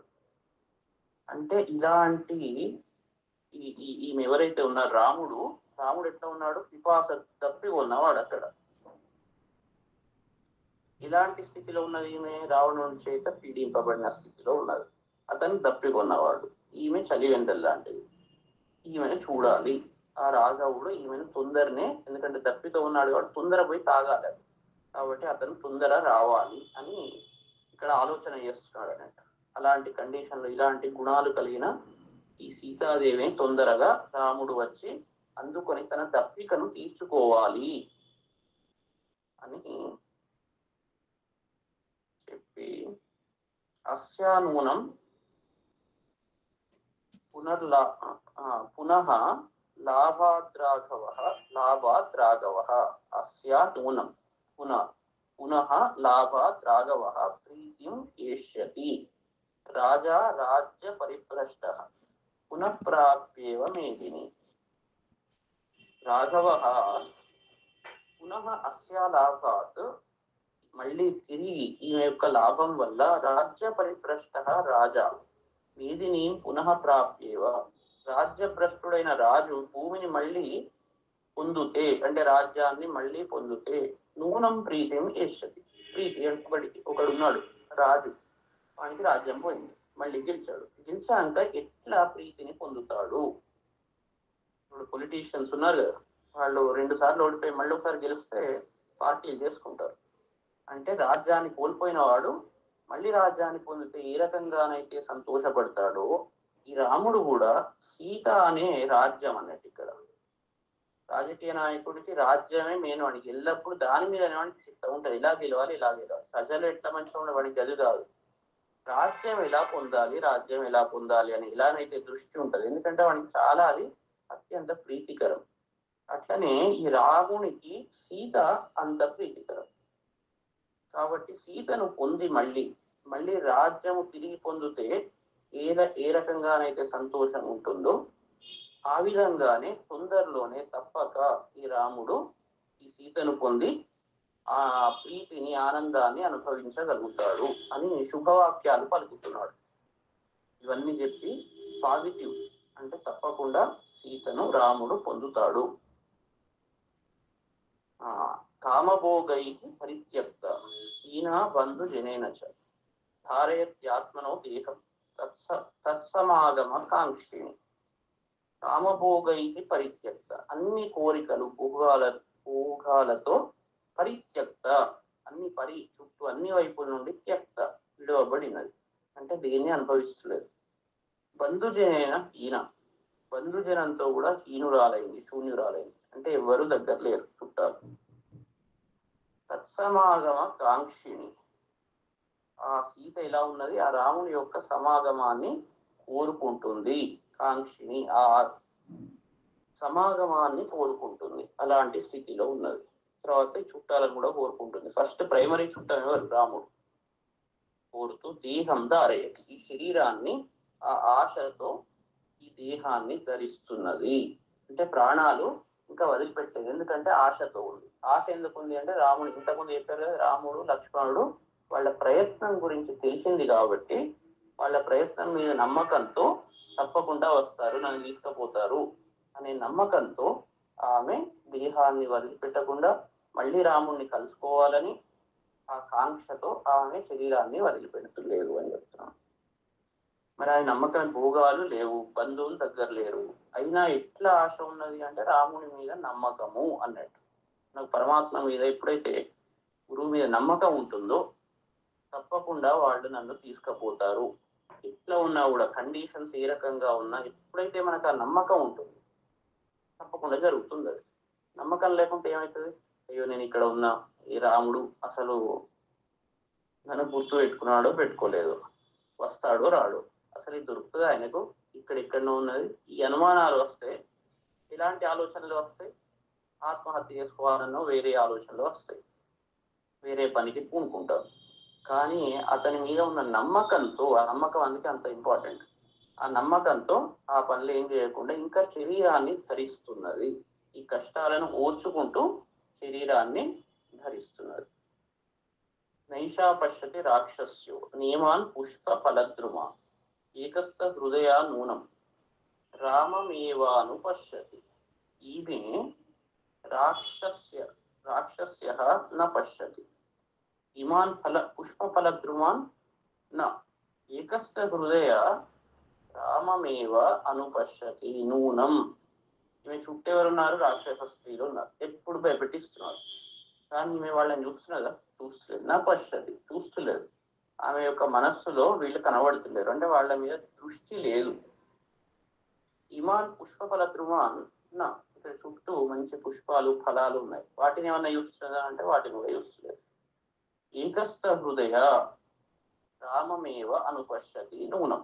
ఇది చాలా దీంట్లో మహాభారత మన దుఃఖేషు అనుద్విగ్నమన సుఖేషు విగత స్పృహ వీత రాగ భయక్రోధు హితధీర్ మునిరుచ్యతే అనే మాటని ఇక్కడ అన్వయించాలి. ఈమె ఎట్లాంటి ధ్యాన స్థితిలో ఉన్నది? ఆమె చుట్టూ దుఃఖము లాంటి దుఃఖేషు అనుద్విగ్నమన, దుఃఖాలను మరి మళ్ళీ మళ్ళీ మనం చూస్తుంటే మనం ఏమవుతుంది? మన మనస్సు అంతా చెదిరిపోతుంది, భగ్నం అవుతుంది. ఇక్కడ రాక్షస స్త్రీలను ఆమె ఎప్పుడు ఇవే చూసుకుంటూ కూర్చున్నది అనుకోండి, అయ్యో వీళ్ళు ఎప్పుడు తింటారో, ఏం చేస్తున్నారు, వీళ్ళకి ఇట్లా ఉన్నారేంది, నన్ను ఇట్లా ఉన్నారేంది, ఇదే ఆలోచనలు వస్తాయి. అందుకే ఇవి దుఃఖాలు లాంటి వాళ్ళు వీళ్ళు. కాబట్టి వాళ్ళ మీద దృష్టి ఆమెకు లేదు, అంతర్దృష్టి. ఆమె మనస్సు వాళ్ళ మీద లగ్నము కాలేదు అని దుఃఖేషు అనుద్విగ్నం మన అలాగా మనం కంపేర్ చేయచ్చు. మరి చుట్టూ పుష్పాలు ఫలాలు మంచి వృక్షాలు అన్ని ఉన్నాయి, అంటే సుఖాలు లాంటివి. సుఖేషు విగత స్పృహ, చాలా అందంగా ఉన్నాయి, మంచి వాసనలు వస్తున్నాయి, చాలా టేస్ట్ ఉన్న ఫలాలు అవన్నీ. వాటి మీద ఏమైనా పోతున్నదా దృష్టి అంటే నా, వాటి మీద కూడా లేదు. సుఖేషు విగత స్పృహ. ఇంకా ఏమన్నా వీటి రాక్షసుల మీద కానీ అటు వాటి మీద కానీ వీత రాగ భయ క్రోధ, అంటే రాగము ఈ మంచిగా ఉన్నాయి కాబట్టి వీటి మీద రాగము కానీ, తర్వాత వాటి మీద క్రోధము కానీ వీత వదిలిపెట్టింది. అటు చిత్తం పెట్టలేదు, ఇటు మంచి వాటి మీద పెట్టలేదు, చెడ్డ వాటి మీద పెట్టలేదు. మరి ఏం ఆలోచిస్తున్నారు? అటు పెట్టకుండా ఇటు పెట్టకుండా ఇట్లా బతకాలి అని అంటారు. ఇట్లా బతకాలి అంటే రాముని యందు మాత్రమే చిత్తం కలిగినది. అంటే ఆ భగవంతుడి మీద ఎప్పుడైతే మనకు చిత్తం ఉంటుందో ఈ చుట్టుపక్కల ఏవైతే వచ్చేవి ఉంటాయో వాటి మీద దృష్టి పోదు. అంటే ఒకటే ఏక దృష్టితో ఏకాత్మతో ఉన్నది ఆమె. కాబట్టి ధ్యాన స్థితిలో అనుపశ్యతి, రామమేవ అనుపశ్యతి, రాముణ్ణి మాత్రమే అనుపశ్యతి. ఆ అను అంటే వెంటగా చూస్తుంది, దాన్ని ధ్యానిస్తుంది అన్నట్టు. ఇది నూనం నిశ్చయం. ఎందుకంటే ఆమె ఇలాంటి కష్టాల్లో బట్ట సరిగా లేదు, ఏది సరిగా లేదు, అలా చుట్టుపక్కల భయపెట్టిస్తున్నాడు. ఇంతసేపు పైన చూశాడు, ఇప్పుడు ఆమె మానసిక స్థితి ఎట్లా ఉంది అని చూస్తున్నాడు. ఆమె కేవలం అలాంటి స్థితిలో కూడా ధ్యానించుకుంటూ రాముడి గురించి ఆలోచించుకుంటూ చాలా నిశ్చలంగా ఉంది అని, ఇది నిశ్చయము అని ఒక నిశ్చయానికి వచ్చాడనమాట. ఇది కరెక్ట్. ఇప్పుడు నేను మంచిగా తెలుసుకున్నా ఈమె స్థితి ఎట్లా ఉన్నదంటే, ఇలాంటి స్థితిలో ఉన్న ఆమె ఒక్క రాముడి గురించి ఆలోచించి తపస్సు చేస్తుంది, వేరే చిత్తంలో లేదు. అయ్యో నాకు కష్టాలు ఎందుకు ఉన్నాయని ఆలోచిస్తలేదు, అయ్యో ఇక్కడ సుఖాలు ఉన్నాయి కదా అని వాటి గురించి చింత లేదు. ఏది లేకుండా ఒకటే స్థితధీర్ మునిరుచ్యతే అన్నట్టు స్థిత ప్రజ్ఞ కలిగినది. కాబట్టే ఇలాంటి ఆమెను రాముడు పొందాలి, రాముడికి తగినది అని మళ్ళీ మనం అన్వయం చేసుకోవాలి. తర్వాత భర్తానామ వరం నార్య భూషణం భూషణాద ఏషాతు రహితాతేన భూషణార్హ న శోభతే. భర్తానామ నార్యా భూషణాద, అంటే భర్త యొక్క నామం ఏదైతే ఉందో స్త్రీకి భూషణ అలంకారము అంటే అన్నట్టు. భూషణము కంటే భూషణాదపి వరం, వరం శ్రేష్టం అన్నట్టు. మనం మామూలు ఎప్పుడు ఏ నగలు వేసుకోవాలి, ఏం కొనాలి అని మనం ఆలోచిస్తుంటాం. కానీ భర్త యొక్క నామమే అన్నిటికన్నా, ఈ అన్ని భూషణాల కన్నా చాలా విలువైన భూషణము అని చెప్తున్నాను. భూషణార్హ ఏషాతు, అంటే భూషణాలకు అలంకారాలు ఇవి వేసుకోవాలి, భూషణార్హ ఏం వేసుకోవాలి. ఆమె తేన రహిత నా శోభతే, ఆ సీత మాత్రం భర్తతో శూన్యురాలే, అంటే భర్త దగ్గర లేడు కాబట్టి నా శోభతే శోభిస్తులేదు. అంటే అన్ని స్త్రీలకు భర్తనే, అంటే పతి తనను రక్షించేవాడు. ఇంతకుముందు అన్నట్టు బయట ఎక్స్టర్నల్ అయితే భర్త తనను రక్షిస్తాడు కాబట్టి శరీరాన్ని, మానసికంగా భగవంతుడు, అది వాళ్లే పతులు. వాళ్లను అది అన్నిటికన్నా గొప్ప భూషణం. బయట అన్ని భూషణాల కన్నా భర్త యొక్క నామమే భూషణము. అంతర్గతంగా అన్ని వేరే లక్షణాల కన్నా భగవంతుని నామమే పెద్ద భూషణం. అది ఎప్పుడైతే లేకుండా ఉంటుందో వాళ్ళు శోభించరు. అలంకారం వేసుకోకుండా మనిషి అందంగా ఉండడు. అలానే ఎవరైతే తన యొక్క భర్తనామము నిరంతరము స్మరించరో, బయట ప్రొటెక్ట్ చేస్తాడు కాబట్టి వాళ్ళు శోభించరు. ఇంటర్నల్ గా ఎవరైతే భగవంతుని నామము నిత్యము స్మరించరో వాళ్ళు కూడా, వాళ్ళ మనస్సు ప్రకాశించదు. అది పెద్ద భూషణం కాబట్టి నిరంతరము భగవన్నామము గురుస్మరణ ఎవరైతే చేయరో వాళ్ళ హృదయము శోభించదు, అలంకార శూన్యంగా ఉంటది కాబట్టి అలాంటి హృదయము శోభించదు అని చెప్తున్నాడు. దుష్కరం కురుతే రాము హీనో యదనయ ప్రభు ధారయత్యాత్మనో దేహం న దుఃఖేన వసీదతి. రామ అనయ హీన ఆత్మన దేహం ధారయతి ఇత్యది.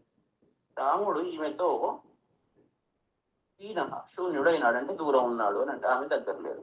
ఆత్మన దేహం ధారయతి అంటే తన యొక్క దేహాన్ని ధరించి ఉన్నాడు.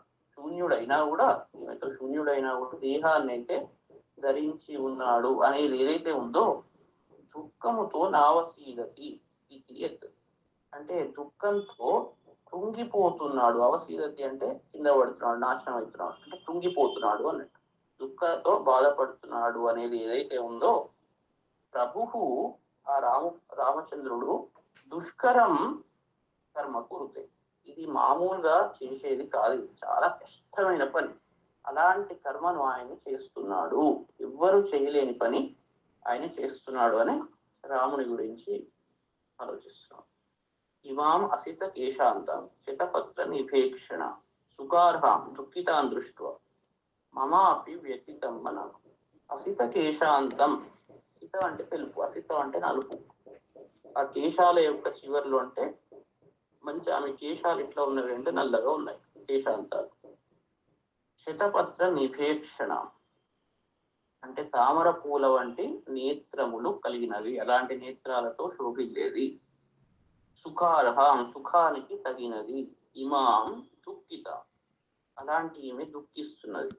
అలాంటి ఆమెను దృష్ట్యా చూచి మమ మనాపి వ్యతితం నా యొక్క మనస్సు కూడా దుఃఖపడుతున్నది అని అంటున్నాడు. దీన్ని మంచి జ్ఞాన దృష్టితో చూస్తే మనిషి ప్రతి వాళ్ళలో భగవంతుడు ఉన్నాడు. అయితే అందరూ బై డిఫాల్ట్ సంతోషపడాలి. మరి సంతోషానికి అర్హులు సాధన చేత భగవతత్వాన్ని తెలుసుకొని ప్రతి వాళ్ళు బ్రహ్మానందంలో మునుగాలి, కానీ మునుగుతులేరు. వాళ్ళు సుఖాలకు తగిన వాళ్ళు కానీ దుఃఖిస్తున్నారు కదా. ఎందుకు అంటే దేశేంద్రియాల కంట్రోల్లోకి వెళ్ళిపోయినారు కాబట్టి దుఃఖిస్తున్నారు. కాబట్టి వీళ్ళు ఏం చేయాలి, వాళ్ళు తనను తాను తెలుసుకొని ఇంద్రియాల కంట్రోల్లో వశంలో ఉండకుండా ప్రవర్తించాలి. సంపూర్ణ కళలను సంతరించుకోవాలి. తన ఆత్మను అంటే రాముణ్ణి వదిలిపెట్టకుండా ధ్యానిస్తూ దాన్నే పట్టుకోవాలి. అప్పుడే ఆ లక్షణాలన్నీ వస్తాయి. అప్పుడు వాళ్ళు సుఖంగా ఉండవలసిన వాళ్ళు. ఎవరు దుఃఖానికి బాధ్యులు కాదు, బాధ్యులు ఉండొద్దు. దుఃఖాన్ని పొందవద్దు ఎవరు కూడా. లోకమంతా సుఖంగా ఉండాలి. లోక కళ్యాణం అంటే మీ లోకం అంతా కళ్యాణం జరగాలి అంటే సుఖంగా ఉండాలి. సుఖంగా ఎప్పుడు ఉంటారు? అజ్ఞానంతో ఉన్నప్పుడు ఉండలేరు. వాళ్ళ దగ్గర ఏమున్నా, 1000 కోట్లు ఉన్నా, లక్షల కోట్లు ఉన్నా కూడా అజ్ఞానంతో నిండిన వాళ్ళు ఎప్పుడూ సుఖంగా ఉండరు. సంపాదించింది ఎక్కడ పోతుందో, వాడేవాడు పట్టుకుంటాడో, ఇవే అన్ని ఈ బాధలతోటే ఉంటారు. ధనం వల్ల సుఖం రాదు. దేని వల్ల వస్తుంది? జ్ఞానం వల్ల వస్తుంది. కాబట్టి లోక కళ్యాణం జరగాలంటే ఏం కావాలి అంటే జ్ఞానం కావాలి. అసలు విషయం ఏంటంటే అది జ్ఞానం లేకుండా ఎవరు సుఖంగా ఉండలేరు. కాబట్టి జ్ఞానము రావాల్సిందే. జ్ఞానం ఎట్లా వస్తుంది? గురువు ద్వారా వస్తుంది. భగవంతుడు డైరెక్ట్ వచ్చి చెప్పాడు కదా, గురువు ద్వారా జ్ఞానాన్ని ప్రకాశింపజేస్తాడు. కాబట్టి ఆ గురువు భగవంతుడితో సమానమైన రాముడు, అలాంటి తత్వం అన్నట్టుగా. రాముడు అంటే ఇక్కడ క్యారెక్టర్. అలాంటి వాడిని మనం పట్టుకున్నప్పుడు లోపల ప్రకాశం వచ్చి ఈ ఇంద్రియాలు పీడించే ఇవన్నిటి నుంచి దూరం అవుతాం. మనం దూరమయ్యి సంపూర్ణ కళలతో, చంద్ర కళలతో వెలుగొందుతాం. కాబట్టి మన దృష్టి, ప్రతి వాళ్ళ దృష్టి ఎక్కడ ఉండాలి అంటే లోపల జ్ఞానం మీద ఉండాలి. ఆ జ్ఞానాన్ని ఎవరు ప్రకాశం చేస్తున్నారు దాని మీద ఉండాలి. ఉండి ఇక మనం పనులు చేయాలి. చేసినప్పుడు ప్రతి వాళ్ళు సుఖానికి అర్హులే. ప్రతి సీత, ప్రతి జీవాత్మ భగవంతుణ్ణి చేరుకుంటుంది అని అని అంతర్దృష్టి అన్నట్టు ఇదంతా. క్షితిక్షేమ పుష్కర సన్నిభాక్షి యారక్షిత రాఘవ లక్ష్మణాభి సారాక్షసీభి వికృతేక్షణాభి సంరక్షతే సంప్రతి వృక్షమూలే. క్షితిక్షమ అంటే భూమిలాగా ఓర్పు కలిగినది. పుష్కర సన్నిభాక్షి పద్మాలతో సమానమైన నేత్రాలు కలిగినది అయిన ఈ సీత రాఘవ లక్ష్మణాభ్యాం రక్షిత, రాముడు లక్ష్మణుని చేత రక్షింపబడుతున్నది, రక్షింపబడేదైన ఆ సీత. వికృతేక్షణాభి రాక్షసీభి సంప్రతి వృక్షమూలే సంరక్షతే. ఈ వికృత నేత్రాలు కలిగిన ఈ రాక్షసులతో, అంటే వికృత దృష్టి, నేత్రం అంటే దృష్టి అన్నట్టు, వీళ్ళ భావాలు, వీళ్ళ దృష్టి అంతా వికృతంగా ఉన్నాయి. వీళ్ళే రాక్షసులు, మనలోనే రాక్షసులు ఉన్నారు. వాళ్ళ దృష్టి కోణం ఎట్లా ఉంటుంది అంటే వికృతంగా ఉంటుంది. వాళ్ళే రాక్షసులు. అలాంటి వికృత నేత్రాలంటే ఇష్టం ఉన్నట్టు అని మనం అట్లా అంటే బయట ఎక్స్టర్నల్, అది ఇంటర్నల్ ఇది. అలాంటి రాక్షస స్త్రీలతో సంప్రతి వృక్షమూలే సంరక్షతే, ఇప్పుడు ఈ వృక్షమూలంలో రక్షింపబడుతున్నది. రామలక్ష్మణుల చేత రక్షింపబడేది అయిన ఆ సీత ఇప్పుడు ఇక వీళ్ళతో, అంటే మనస్సు ఎప్పుడు మంచి భావాలతో ఉండాల్సింది, రామలక్ష్మణులు రక్షించాలి. కానీ ఇక్కడ ఇప్పుడు ఎవరు రక్షిస్తున్నారు వీళ్ళను అంటే, ఇక్కడ ఈ దుష్టులైన రాక్షస స్త్రీలు రక్షిస్తున్నారు. తర్వాత హిమహత నలినీవ నష్టశోభ వ్యసన పరంపరయా నిపీడ్యమాన సహచర రహితేవ చక్రవాకి జనకసుత కృపణాం దిశాం ప్రపన్న. హిమహత నలినీవ మంచుతో కొట్టబడిన పద్మలత, అంటే మంచి పద్మము మంచుతో కొట్టబడ్డది. అంటే అక్కడ దాని మీద మంచు అదంతా పడి చల్లటి కాలంలో మంచు పడితే ఎట్లా ఉంటది, దాని శోభ అంతా వెళ్ళిపోతుంది. నష్ట శోభ అంటే వదిలిపెట్టిన శోభ గలది, పోయిన శోభ గలది, పోయిన కాంతి గలది అన్నట్టు. వ్యసన పరంపరయ, వ్యసనాల పరంపర చేత, ఒకదాని తర్వాత ఒకటి. పరంపర అంటే ఒకదాని తర్వాత ఒకటి. గురు పరంపర అంటాం కదా, ఒకళ్ళ తర్వాత ఒకళ్ళు. ఈ వ్యసనాల పరంపర, ఒక కష్టం తర్వాత ఇంకో కష్టం, ఓ కష్టం నుండి ఇంకో కష్టం పుట్టింది, దాని నుండి ఇంకొకటి. ఆ పరంపరతో పీడింపబడుతున్నది. అయినా ఈ జనకసుత సహచర రహిత, సహచరులు లేకుండా ఉన్న చక్రవాకివ, ఆడ చక్రవాక పక్షిలాగా కృపణాం దిశాం ప్రపన్న, ఘోరమైన అవస్థను పొందినది. ఒక మంచి వాళ్ళు ఎవరైతే ఉంటారో వాళ్ళు ఇంద్రియాల వశంలో పోయి కష్టపడుతుంటే మనం ఈ రకంగానే చెప్తాం, అయ్యో మంచి వాళ్ళు ఉండే, అన్ని గొప్ప లక్షణాలు ఉండే, ఇప్పుడేంద్రవా ఇలాంటి దుష్ట లక్షణాలు వచ్చి పడ్డాయి, దీనికి వాళ్ళు తగిన వాళ్ళు కాదు, ఇలా అయిపోయినారేంది, ఇన్ని రోజులు బాగానే ఉండే, ఇప్పుడు ఇంత అజ్ఞానంతో పొట్టుమిట్టాడుతున్నారేంది అని మనం అనుకుంటాం కదా. సేమ్ ఇదే స్థితి అన్నట్టు. సీత అర్హురాలు కాదు, అలాంటి కండిషన్ కు అర్హురాలు కాదు. కానీ ఇక్కడ పరిస్థితి అట్లా వచ్చింది.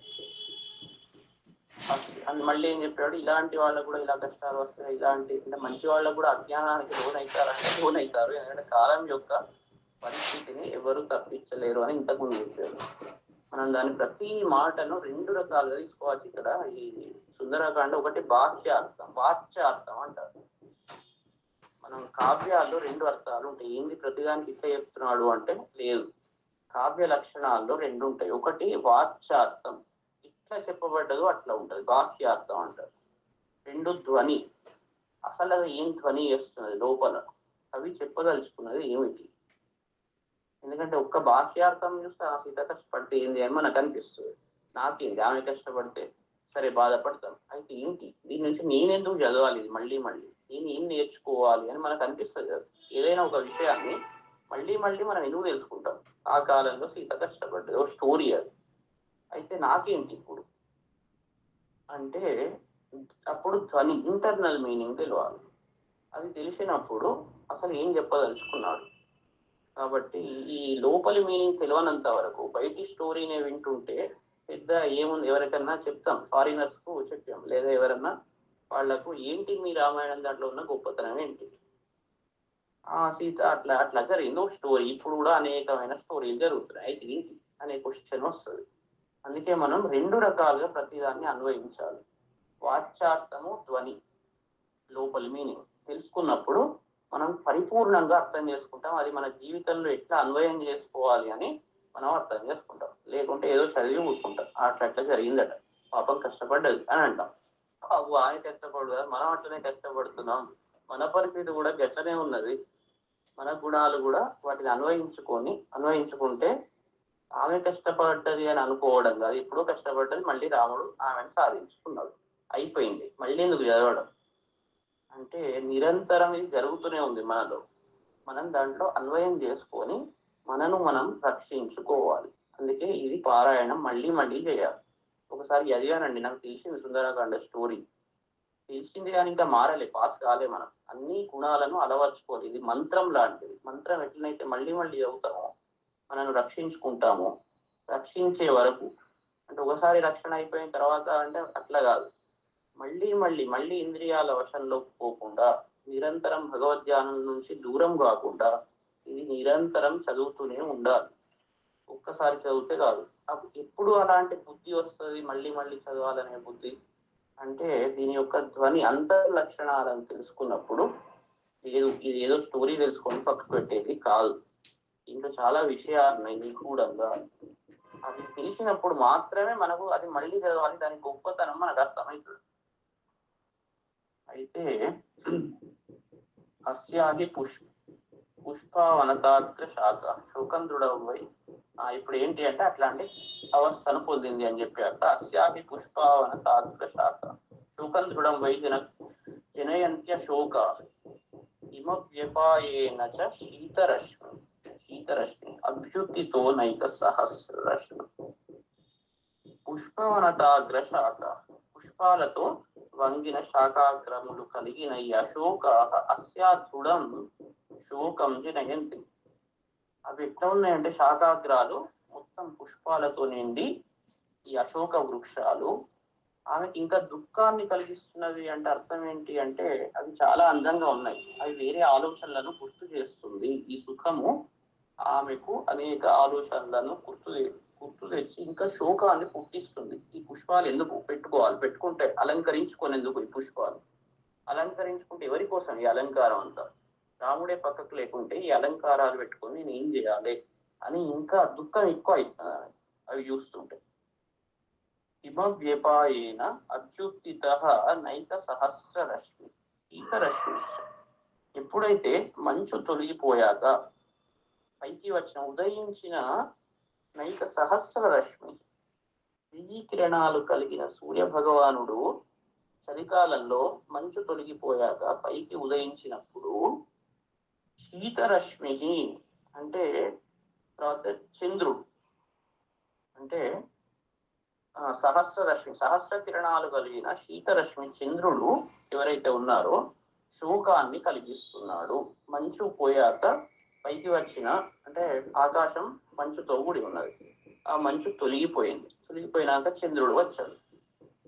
చంద్రుడు వస్తే చంద్రుడు ఏం చేస్తాడు? ఇక్కడ శోకాన్ని కలిగిస్తున్నాడు అంటున్నాడు. చంద్రుడు ఒరిజినల్ గా చల్లగా ఉండాలి. చంద్రుడు నేచర్ ఏంటి అంటే మనిషికి చల్లదనం ఇచ్చేవాడు. కానీ ఇక్కడ మాత్రం శోకాన్ని చంద్రుడు కూడా, ఈ శీతరశ్మి అయిన చంద్రుడు కూడా శోకాన్ని కలిగిస్తున్నాడు. ఎందుకు అంటే మంచిగా ఉన్నాయి అందంగా, కానీ అనుభవించే స్థితిలో లేదు కాబట్టి శోకాన్ని కలిగిస్తున్నాయి అని చెప్తున్నాడు అన్నట్టు. తర్వాత ఇత్యేవమర్థం కపిహి అన్వవేక్ష సీతేయం ఇత్యేవ నివిష్ట బుద్ధి సంశ్రిత్య తస్మిన్ నిశసాద వృక్షే బలీహరీణాం వృషభ తరస్వి. బలి బలవంతుడు, హరిణాం వృషభ వానరుల్లో శ్రేష్ఠుడు, తరస్వి వేగవంతుడు అయిన ఈ హనుమంతుడు ఇత్యేవం అర్థం అన్వవేక్ష ఈ విధంగా అన్నిటినీ పరిశీలించి ఇయం సీత ఇత్యేవ నివిష్ట బుద్ధి ఈమెనే సీత అని మంచి నిశితమైన నిశ్చితమైన బుద్ధి గలవాడై ఆ వృక్షాన్ని ఆశ్రయించి నిశసాగా. ఇప్పుడు హనుమంతుడికి పరిపూర్ణ చంద్రకళలు సంతరించుకున్నాయి. అంటే చాలా స్పష్టంగా అన్నిటినీ పరిశీలించి ఒక నిశ్చితమైన బుద్ధి గలవాడై అక్కడ వృక్షాన్ని అంటే సీతాదేవి ఎవరు అనే ఒక జ్ఞానం వచ్చేసింది. 16 సర్గలు అయిపోయినాయి. ఇక్కడ 16 పూర్ణ చంద్రకళలు ఉన్నట్టు. మనిషిలో 16 కళలు ఉండాలి, ఉన్నప్పుడే పరిపూర్ణుడు అవుతాడు. అయితే ఇక్కడ కూడా 16వ సర్గ అయింది. పౌర్ణమి రోజు చివరి పౌర్ణమి తర్వాత మహానిత్య అనే కళ 16వ కళ అన్నట్టు. కామేశ్వరి భగవాన్ని నిత్య క్లీన వీటితో లాస్ట్ కు 16వ కళ మహానిత్య. దానితో కూడి ఉన్నవాడు అంటే అతని బుద్ధి చాలా స్థిరం అయిపోయింది. ఇప్పుడు ఈమెనే సీత, ఇంకేమైనా డౌట్లు వస్తలేదు. ఆమె లక్షణాలు, ఆమె ప్రస్తుత స్థితిగతులు, తర్వాత ఏమేం చెయ్యాలి అంటే మనకందరికి కూడా ఒక క్లారిటీ వచ్చింది. మనలో ఏమేమి దోషాలు ఉన్నాయి, వచ్చిన వాళ్ళకి తప్పించుకోవాలి రాకుంటే ఏమేమి దోషాలు ఉన్నాయి, మన గోల్ ఏంటి అంటే సీత ఎట్లయితే రాముణ్ణి కలిసి ఉండాలి, రామునితో కలిసి ఉండాలి, ఇలాంటి అవస్థలో ఉండొద్దు, జీవాత్మ ఇలాంటి దుష్టావస్థలో ఉండొద్దు, రామునితో కలిసి ఆనందాన్ని అనుభవించాలి అనే క్లారిటీ హనుమంతుడికి ఎట్లయితే అక్కడ వచ్చింది. ఈ సీత రామునితోనే కూడి ఉండాలి, రాముడు ఏదైనా చేస్తాడు, తప్పకుండా వస్తాడు, ఈమెను తీసుకుపోతాడు, ఈమె రామునికే అర్హురాలు. అదేవిధంగా ఇక్కడ కూడా మనం ఎట్లా ఆలోచించాలి, మనం అందరం కూడా ఇలాంటి బాధలు అనేకమైన విషయాలకు లోనై అంటే ఇంద్రియ విషయాలకు లోనై బాధపడుతున్నాము. ఈ బాధలన్నీ పోతాయి, సాధన ద్వారా పోతాయి. హనుమంతుడు సాధన అంటే కృషి. ఇప్పుడు హనుమంతుడు చేయాల్సిన పనులన్నీ చేస్తాడు, చేసి ఆ సీతను రామునితో కలుపుతాడు. అంటే మనం కూడా మన సాధనతో ఇప్పుడు చెప్పంగానే వచ్చేది కాదు, ఇదంతా సాధన చేయాలి. సాధన ద్వారా ఈ జీవాత్మను పరబ్రహ్మ రామునితో ఐక్యం చేయాలి. అంటే ప్రతివాడు హనుమంతుడు అనుకోవాలి. అందరిలో ఈ లక్షణాలన్నీ మనలోనే ఉంటాయి. అంటే మనం అందరం ఏం చేయాలి, ఇప్పటి నుంచి క్లారిటీ రావాలి. ఫస్ట్ పార్టీని సెలెక్ట్ చేయాలి. పార్టీని సెలెక్ట్ చేసి తర్వాత ఆ క్లారిటీతో శ్రమ చేసి మనం ఏదైతే అనుకుంటామో గోల్, దాన్ని రీచ్ కావాలి. ఇక్కడ గోల్ ఏంటి, అందరికీ ఆ భగవంతుడితో ఐక్యం పొందడం, లోక కళ్యాణం చేయడం. ఇలా చేస్తాము అంటే సాధన ద్వారా చేస్తాం, శ్రమ ద్వారా చేస్తాం, ఆ జ్ఞానం స్పష్టమైన జ్ఞానం ద్వారా చేస్తాం. ప్రతి క్షణం మళ్ళీ డౌట్లు వస్తున్నాయి అంటే మన బుద్ధి ఇంకా ఈ మంచుతో కప్పబడ్డ, ఇంతకుముందు ఎగ్జాంపుల్స్ ఏవైతే చెప్పాడు, బుద్ధికి ఇంకా ఆ తీక్ష్ణత రాలేదు అన్నది, సరిగా క్లారిటీ రాలేదు. అందుకే నిరంతరము రాముణ్ణి మనసులో స్మరిస్తూ, అంటే భగవంతుణ్ణి గురువు మనసులో స్మరిస్తూ వాళ్ళు చెప్పిన విషయాలను ఆచరిస్తూ ఆ సాధన చేస్తూ మళ్ళీ మన ఒరిజినల్ స్టేట్ ఏదైతే ఉందో దాన్ని చేరుకోవాలి. అప్పుడే ఆనందంతో ఉంటాం. ఇది విషయం ఇవాళ.